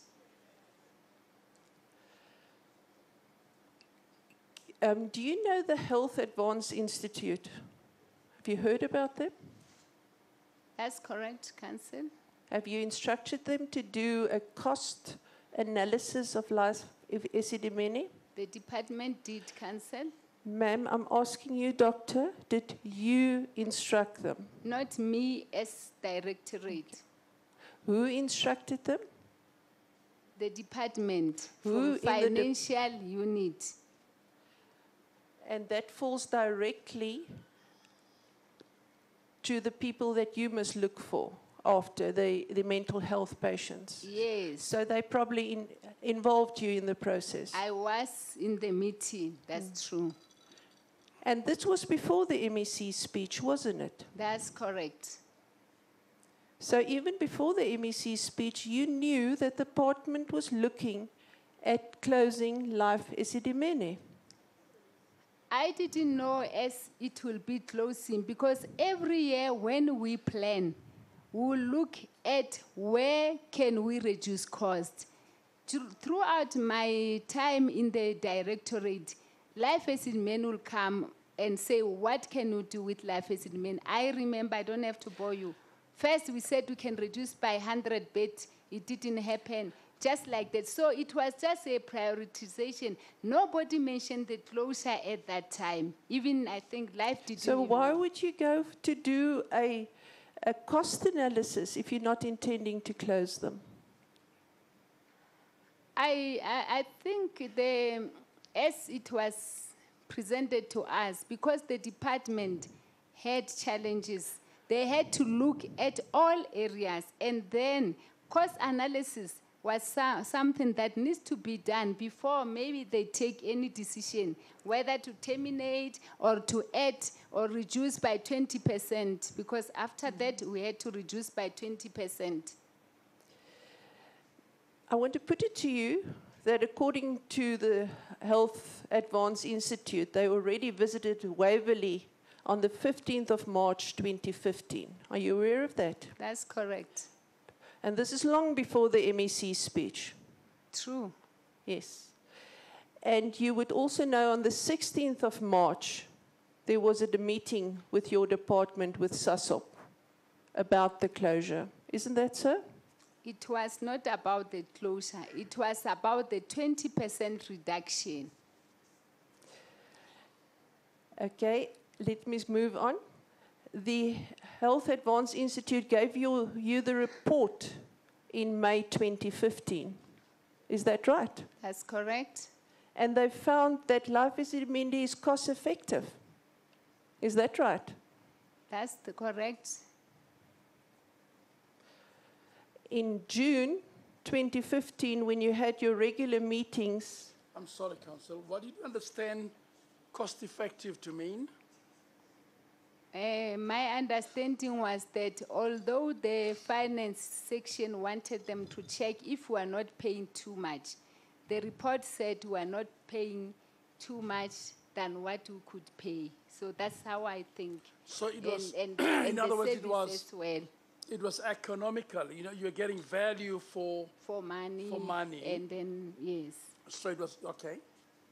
so at the time that the MEC made this speech, you already had in your knowledge that you wouldn't get a better service for these patients any place.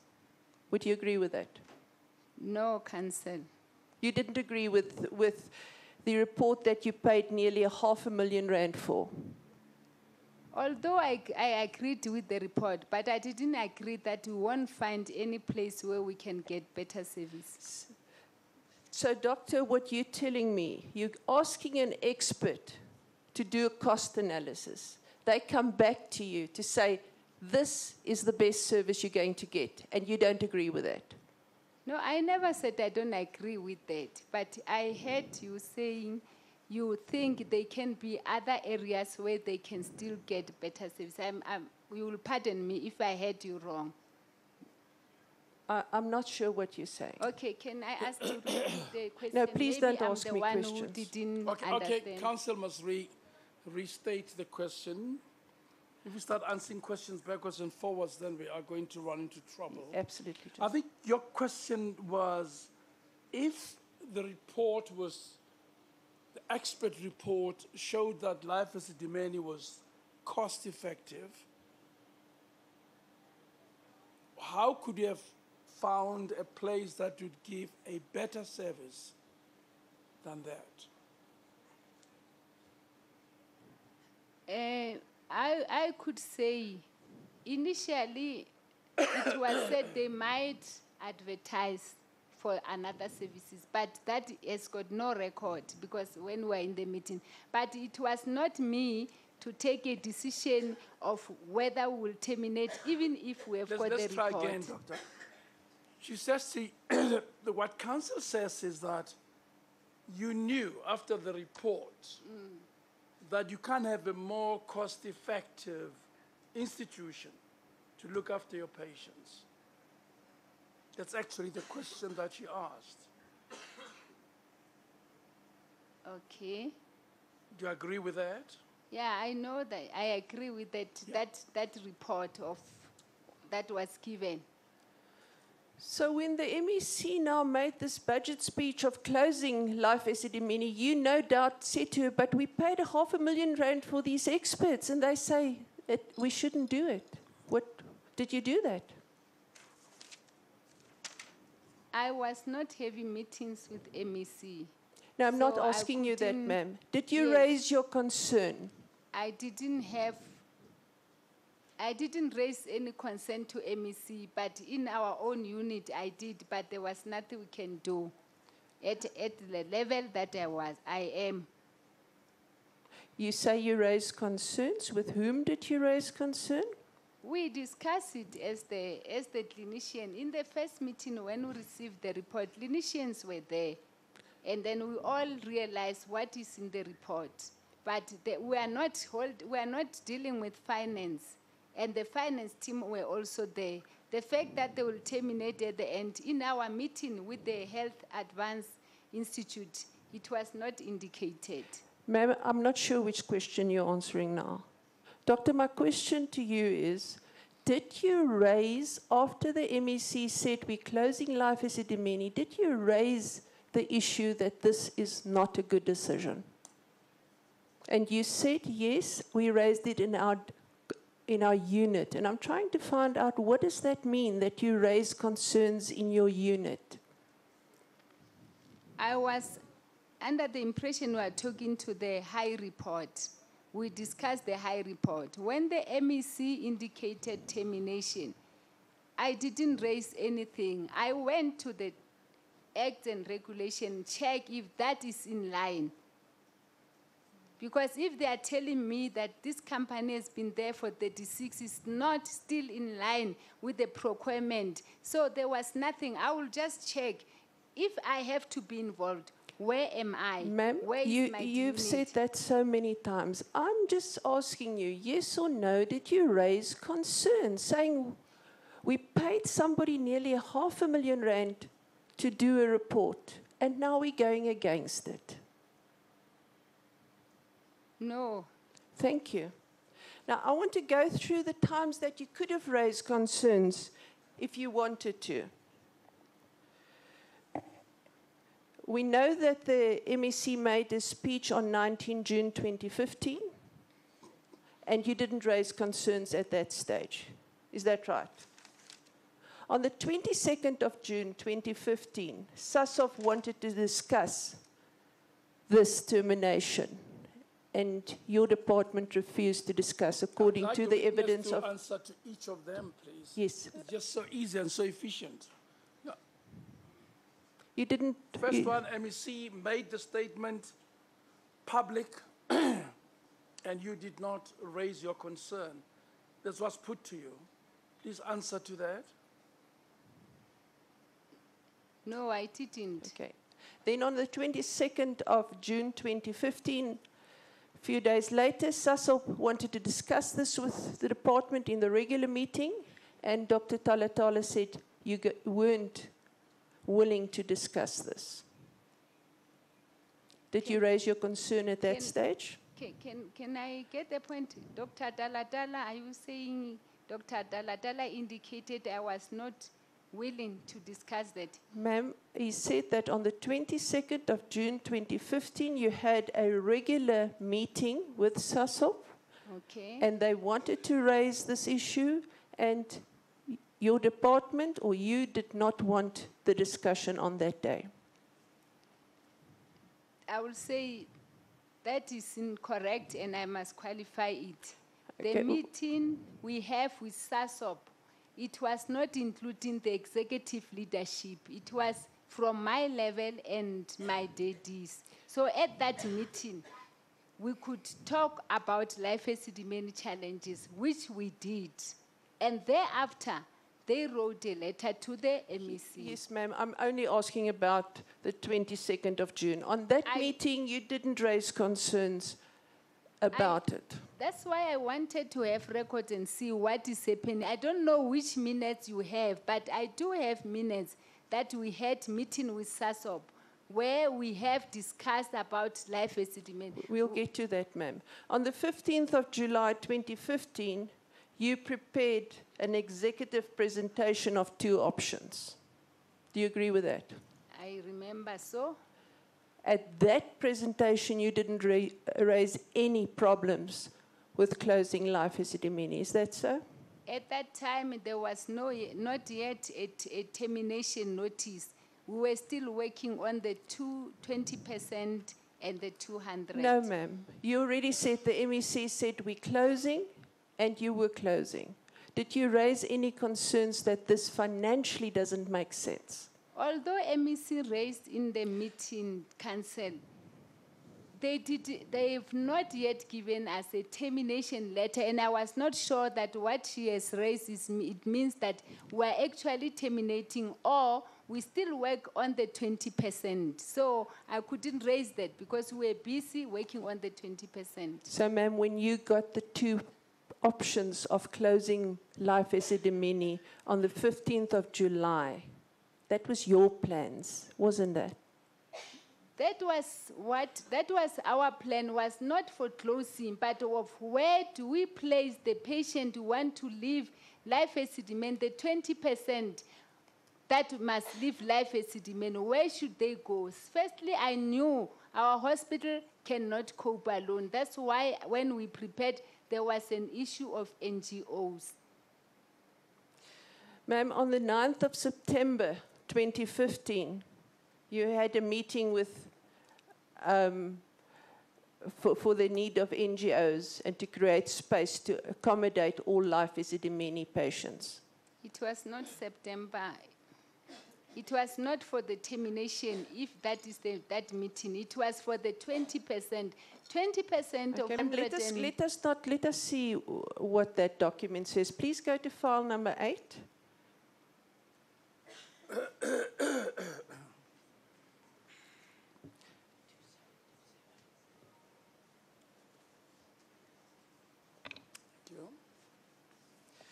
Please go to page 2727.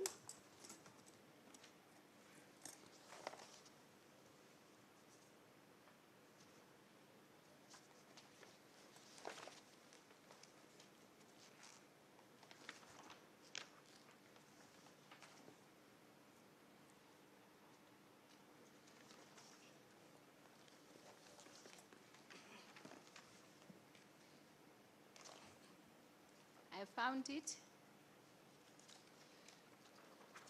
Could you read the heading there? Minutes of mental health unit, specialized hospital infrastructure held on 9th November 2015. I see that you're right, it's not on the 15th. Let me just get the correct... let us stay there for the moment. And it's not the 9th September either, Council. It's 9th Yeah, November. it's 9 November. Yes. I think you wanted to say 9th November. Yes. Professor Gina raised a problem at that stage about the NGOs. Do you agree? I agree, Council. And you didn't raise any further issues that something might be going wrong in this project at that meeting?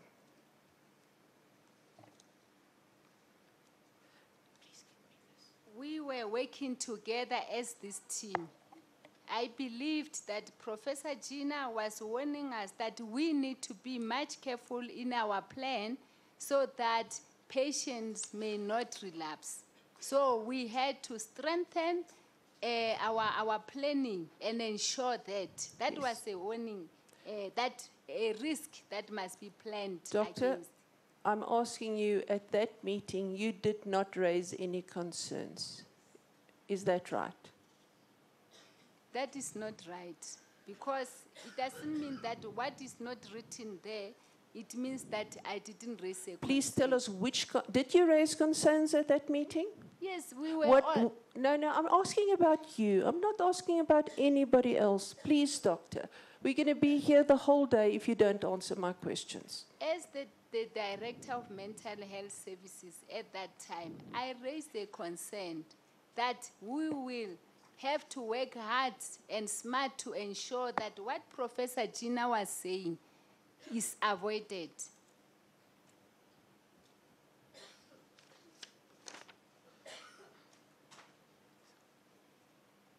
I'm asking you again, did you raise any concerns? I'm not asking whether Professor Gina raised concerns. I'm asking, did you raise concerns? I said yes, I have, because I have raised concern. Now, then I want to know, what concerns have you raised? Concerns was that we are not disputing what she was saying, but we have to ensure that we guard against the relapses.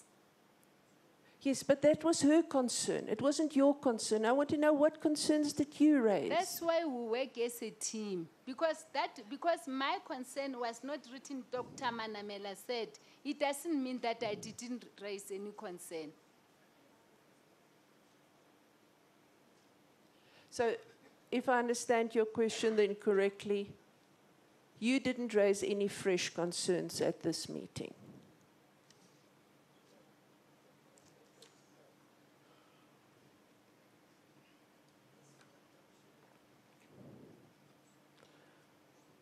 Doctor, you will have to answer. You have to say, yes, I did, or no, I didn't. I said yes, because I qualified it, so it's fine. I said yes. What fresh concerns did you raise? I've already even given it to you, Council. No, that is Professor Gina's concern. I'm asking about fresh concerns. What fresh concerns did you raise? The witness says, yes, I said that we have to tighten up to avoid relapses and to avoid the risk, raised by Professor Gina. I think that's the answer you have. Did you you may raise probe it further, obviously? Thank you, Justice. Did you raise the issue of the financial viability of this program?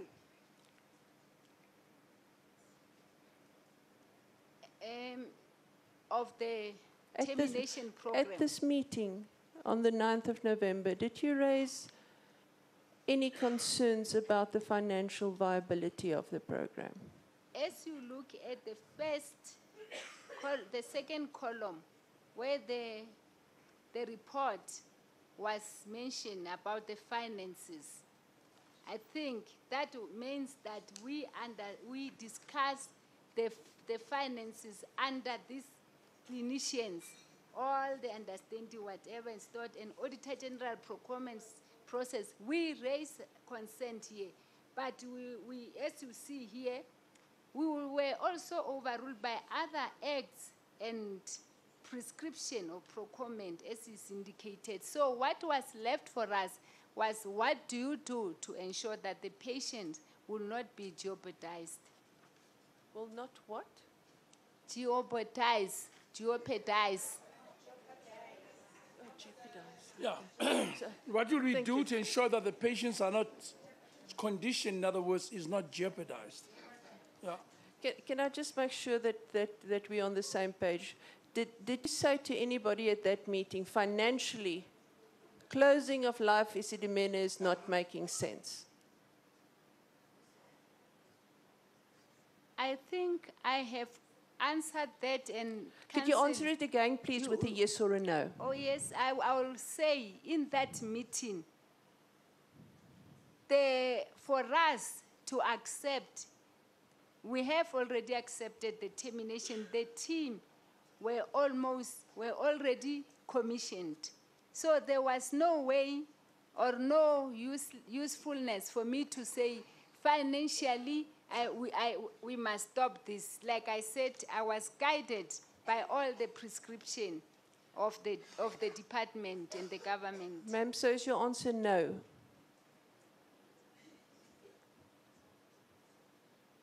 As the witness says, the decision had already been made, and she thinks it wouldn't have been useful to raise the matter. But the council then says, so your answer is no.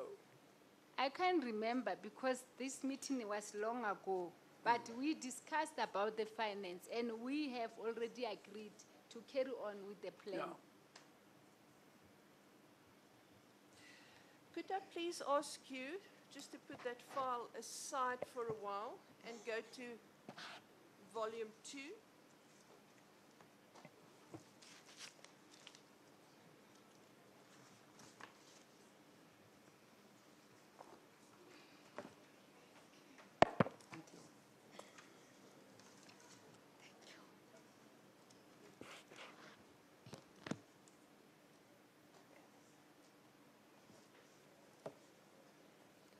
Do you have volume 2 in front of you? Yes, Council. Please go to page 582.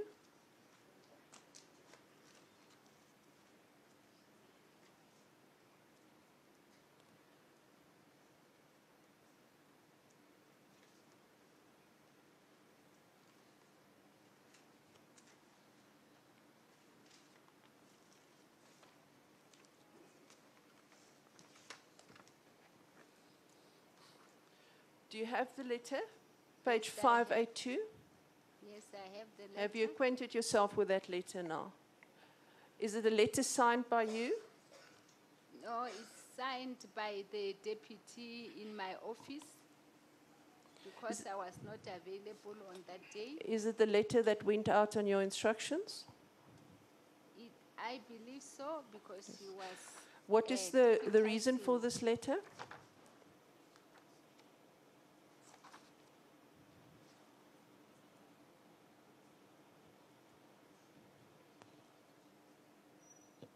The reason for the letter was to get the input from the clinicians as we started with task team so that we can carry on with the plan. Ma'am, and the letter is dated 22nd September 2015. Is that correct? That's correct. And the plan is that the document just after, from page 583 and further?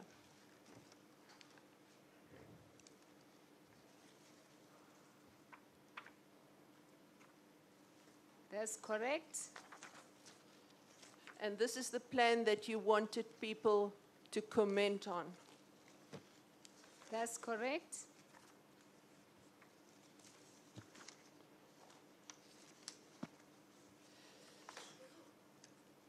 What is the, could you please read the subject line? Where the heading Yes. is Life Esidimeni Termination Project. Yes. So in September, on the 22nd, you say, or maybe we should just read first. With the letter is very short. It says, with reference to Life Esidimeni project meeting held on the 21st of September 2015 at Penmore Tower Building, 7th floor, a decision was taken for the Mental Health Directorate to draft a plan of action for termination of Life Esidimeni contract following directives from the Department Health Principles. Is that so? That's correct. And the plan that you attach here to, who drew that plan?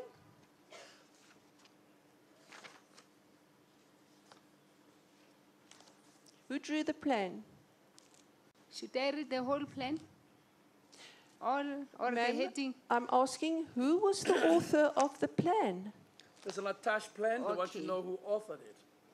The author of the plan was the mental health care unit, and to submit it to other team members to look at it. As you see here, it was 21 September meeting, which we were still continuing as No, Doc. Who wrote the plan attached? the mental health care unit team. Who in it wrote the plan? All of the unit, my unit. The gentleman who signed here was the scriber of the meeting. So what happened was that every Monday when we meet, we'll discuss after the MEC termination announcement was made. Then Did you support the plan? yes, I support because it's still And a it draft. was distributed to clinicians and nurses and name it under your name. No, it was to the clinician of mental institution. Yes, under your name. It was Yes, sent because out. he was acting, it was under my name.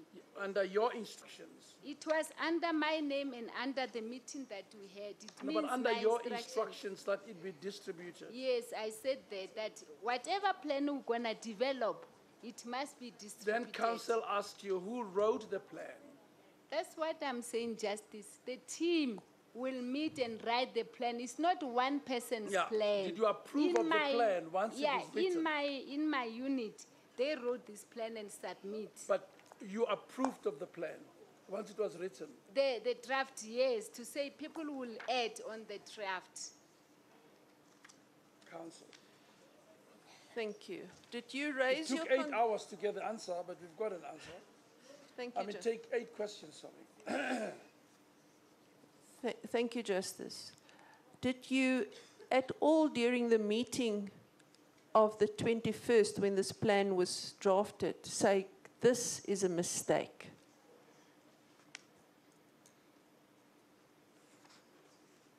I can't remember. Because if it was a mistake, I alluded in this proceeding that I will write a letter to the MEC and say I'm not going to be part. The law of this country allowed us Ma'am, to you do answered that. the question. Please try not to elaborate. You say, I don't know whether I voiced any objection. I put it to you that it's highly unlikely that you have raised an objection. Because you already in July had a 2-option plan in your head, wasn't that? It was presented, yes. Yes. So you didn't think anything wrong with this plan of yours. Do you agree with me? With the plan of you mean this one? Yes, ma'am. I mean This that was one. a draft. This was just a draft that needs comment, that needs input. Ma'am? So I cannot endorse it. It was a draft. Well, you wouldn't have sent it if you didn't endorse it. Isn't that so? Yes, but Thank yes. you. So you wouldn't have raised concerns. Isn't that so? I missed that one, Council. You endorsed it, so you wouldn't have raised concerns. Isn't that so? That's correct. So why did you say just 3 questions earlier, you don't know whether you raised concerns? But it's things that are not documented, and when we are in meeting, we don't document everything. But I said to you, I have accepted the delegation and the instruction given by my superior. That's why we started with the draft to say, clinicians, can you comment? Can you add your addition? This is just something that we were doing. So from the beginning, I didn't oppose the termination. Thank you, ma'am. I just want to, many people have asked you this question before, and I'm sorry, I'm still not clear on what the answer is. Who gave you that instruction? The termination letter. No, we're not at the termination letter. Who told you to draft these plans to close Lea Esidimeni? There's no termination letter yet. As the director, at that moment, when it was indicated that we are going to terminate, I will say we as my unit, we have to have a plan. We can't just wake up tomorrow and terminate. So the letter that was written gave it all, said it all. Ma'am, let's just get our timeline right. The Life Esidimeni termination letter was only on the 29th of September 2015. Yes. These letters that we now refer to, these plans, were before that.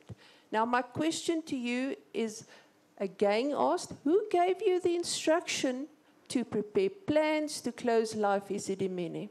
Okay, the letter that was sent to the Premier and to Life Esidimeni made me as the leader to start planning to have beds. That's what I'm saying. In government, if they pronounce and you look at what is affecting your area, you can't wait and say, someone must come and say, as the HOD, I'm saying this. So I have got the letters and signed by HOD to say... You have a letter by the Yes. HOD to say Yes. to you. Can you tell us what the date of that letter is? And I'm going to ask for copies of it. I will give you the copy, but I do have the letter that's saying Life Esidimeni were reducing bed by 20%. No, man, Doctor, I'm not asking you. I said, who gave you instruction to close Life Esidimeni?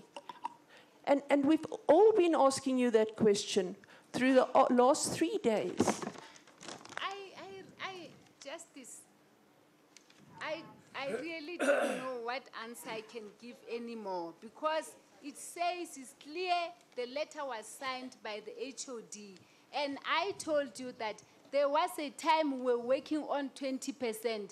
That letter was also signed by HOD. We don't wait in government and say, somebody will instruct me to do this and do this. Dr. Manamela. Hey, maybe I don't Ritu understand. Shaman, just you. help us, please. We have to move on. We have, the 3 other advocates waiting still to ask you questions. Let me try this way. Look at page 582. And I'm going to ask you the same question that Council has asked you now. The one that was open, that's your letter.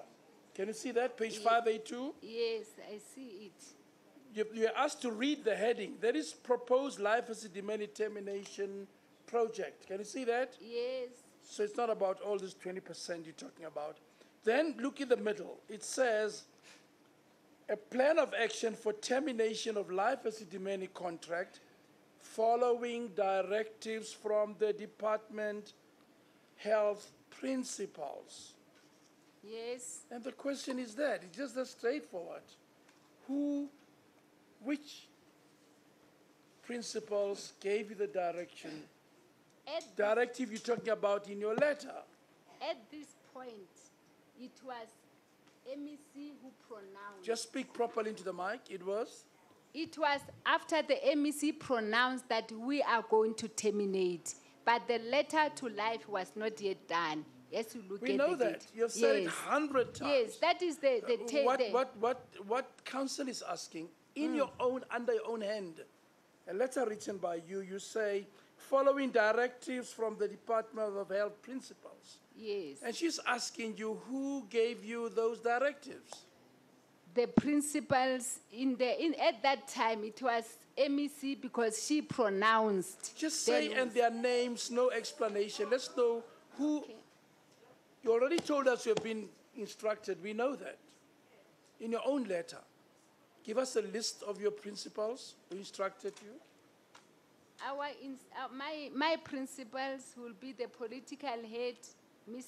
Matlangu, by then, the HOD, Dr. Silubano, by then. That's Miss Matlangu.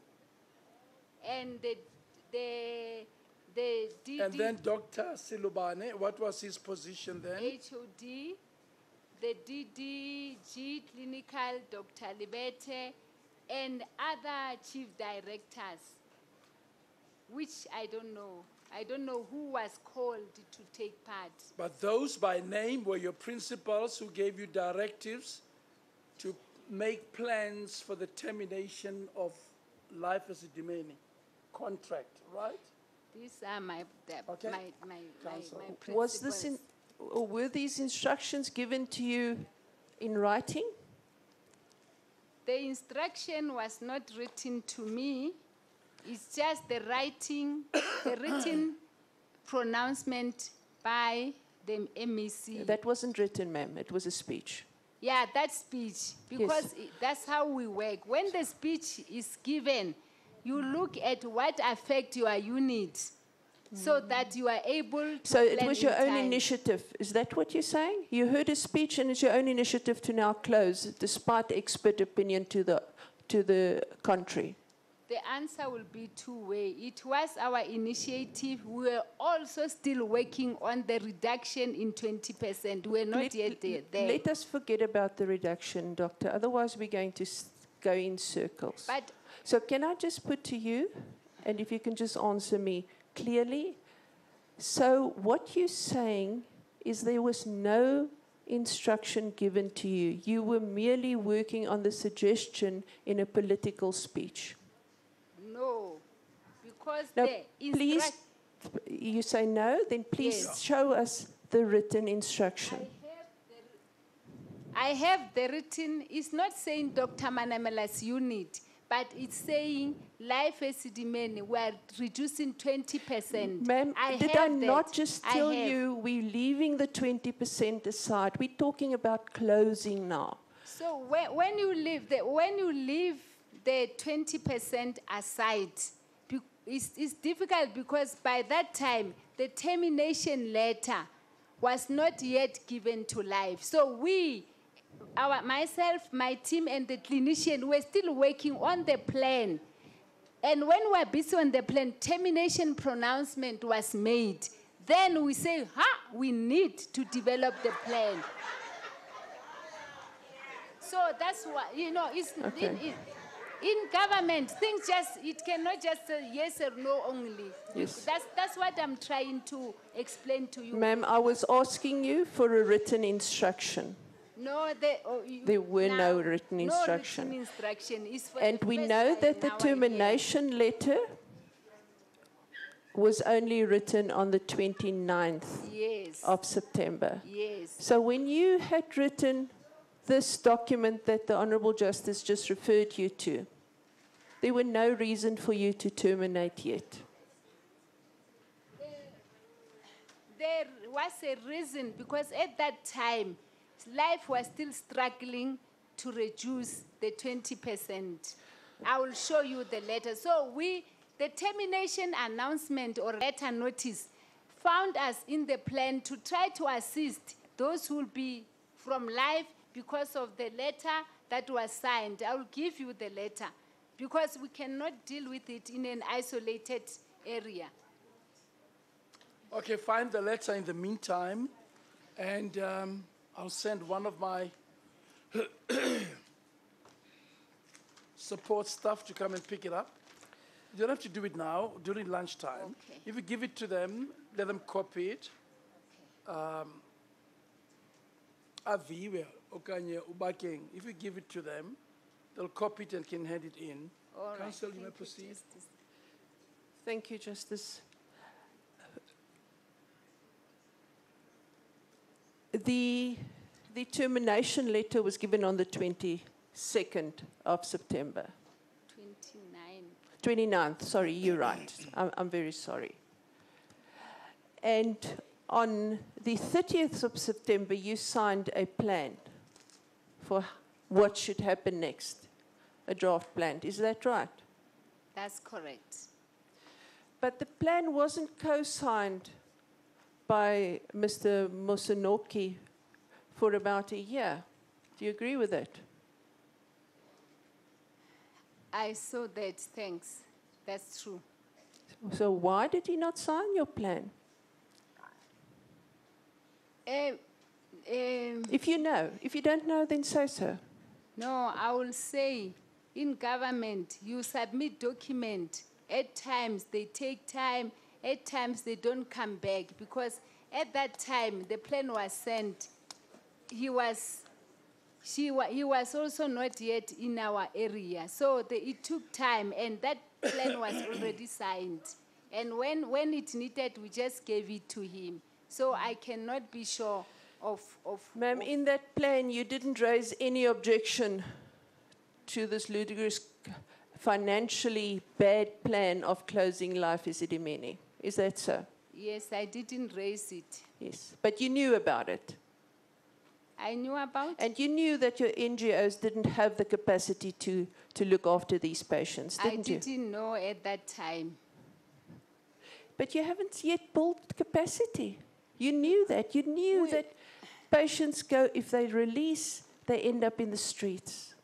No, I didn't know, and I never planned that the patient will end up on the street. The plan was that we'll do all that we can to ensure that no patient is on the street. But look at the minutes that council referred to you of the 9th of November. 9th of November. Yes. Page 2727. Is the other file? Yes, that's where we started. Remember, council, King, just make sure Dr. Manamela gets that. The one for Professor Jean, I think I know, you can ask. Yes. Look start at under planning. 2727. Okay. Look at the concerns which are raised there about NGOs. Yes. 27. Can you see that? And you were required to sort this out. Can you see that? Yes. NGOs need to create enough space Yes. to accommodate 2,060 patients from Yes. Life Esidimeni.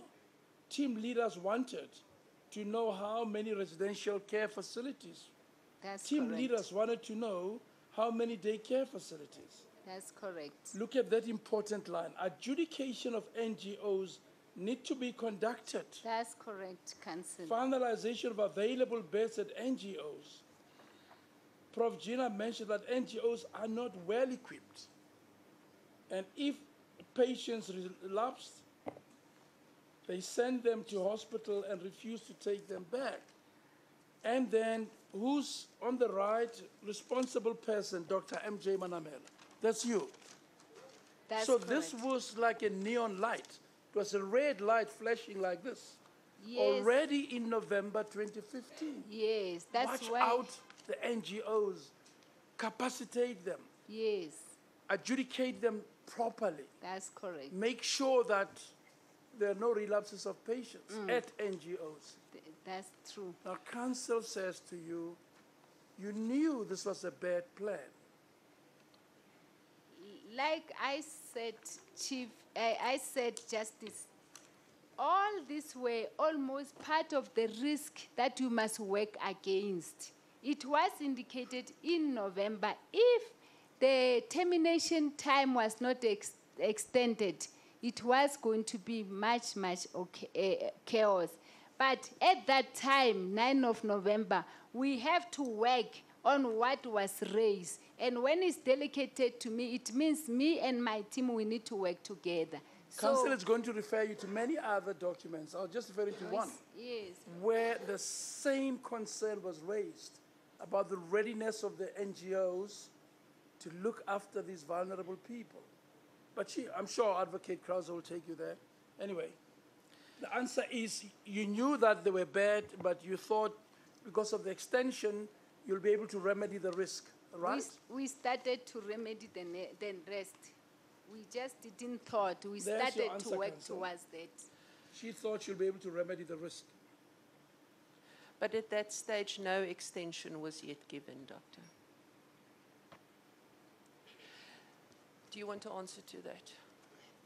Yes, at that stage, no extension Thank was given, but it will be a work-on process. That's why when we advise that there should be extension, it was given. Ma'am, Doctor, you just not answering the questions, and in the process, you just contradicting yourself. Because when one of my colleagues led you, you said you weren't even aware that an extension was requested. Now we are requesting an extension. So please refrain from not answering or putting more information on the, before the commission that's not asked from you. Could you please go to volume 1? Can I answer you on that one? I was not aware Yes. of Mr. Mosenogo's letter to MEC. But I also needed that extension be given. That's what I said. You said when we asked for the extension, you never asked for the extension, doctor, and that's your evidence, isn't that so?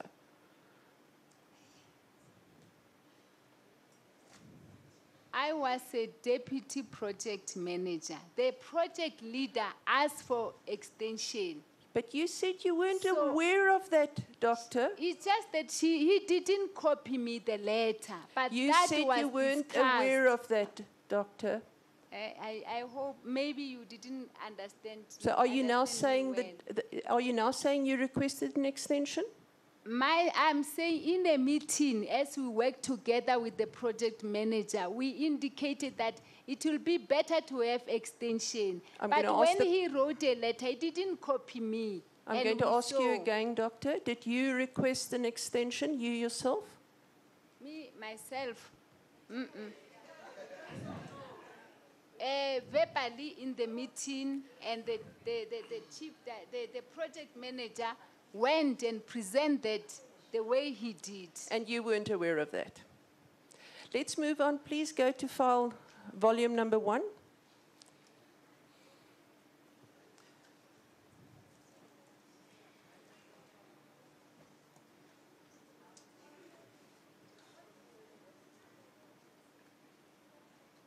Thank you.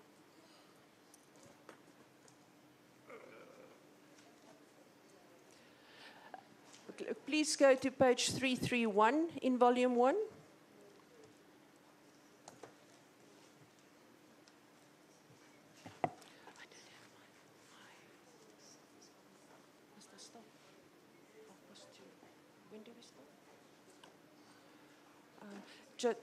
Justice, I'm informed from my colleagues that it's nearly.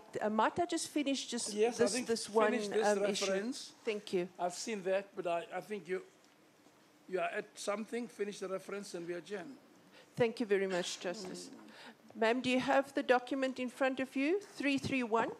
Yes, Council? It was part of the plan that you said we must get out in the press what's happening, and the MEC made a press statement on the 21st of October 2015.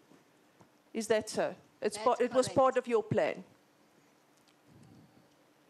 The previous plan that we referred to, it referred to a press statement, didn't it? There are two questions to it. Let's start the first one. In your previous plan, you suggested that there should be a press release on the project. Okay, Is that correct? I think so. Yes, it is on your On plan. my plan. On your Then presentation. Yes.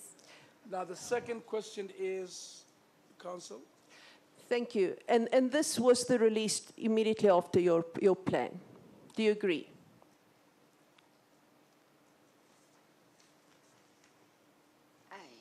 I will agree, but the Yes, service thank you. of MEC is far independent from ours. Yes, ma'am, I will but it was agree. part of the plan. Okay. Okay. it's Now, fine. if you go to this plan and you go to just below the middle, just about the middle, it says consequently. Can you see that paragraph?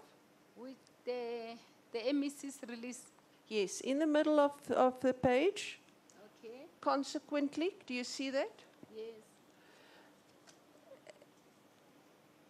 Yes, It says that patients are going to be reduced. And then the next paragraph says patients that require further management will be referred to our hospitals. Do you see that? Yes, Council. Which have psychiatric wards. Do you see that? That's correct. And this will help as patients will be treated closer to home. Do you see that? That's correct. Did you agree with that? Yes, Did you sir. agree that this must be in the press release? It was not sent to my office before it went out. Okay, are you so now satisfied with that, ma'am? I saw it in the press release and there was nothing I could do. Are you satisfied with that sentence? Yeah, it's fine. Thank you. Yeah. We will also continue to work with NGOs in the mental health environment to assist us managing these patients accordingly. Do you see that? That's correct. So they will be going home and some of them will be going to hospitals. Do you see that? That's correct. And you were happy with that? Correct. So those who haven't responded to treatment will go to hospitals. Those who have responded to treatment will go home and NGOs will help you. Is that right? Is that how you understood the program? Yes, Council. Thank you very much. Justice, will this be an opportune time? Yes. Indeed, it would be.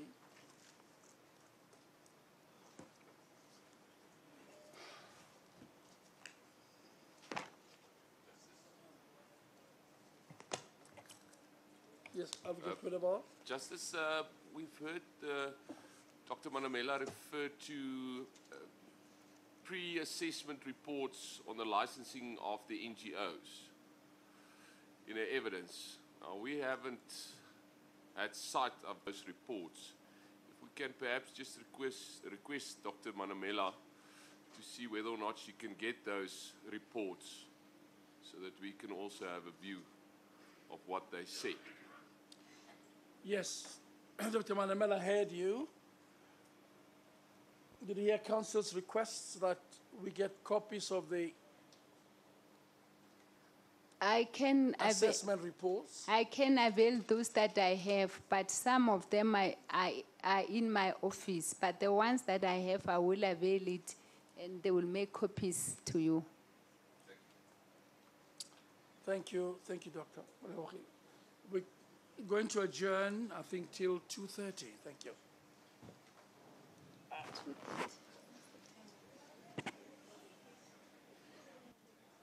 Sure.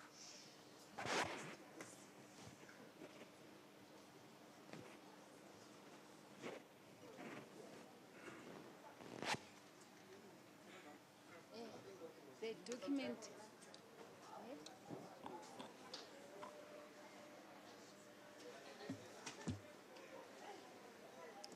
This one is not mine.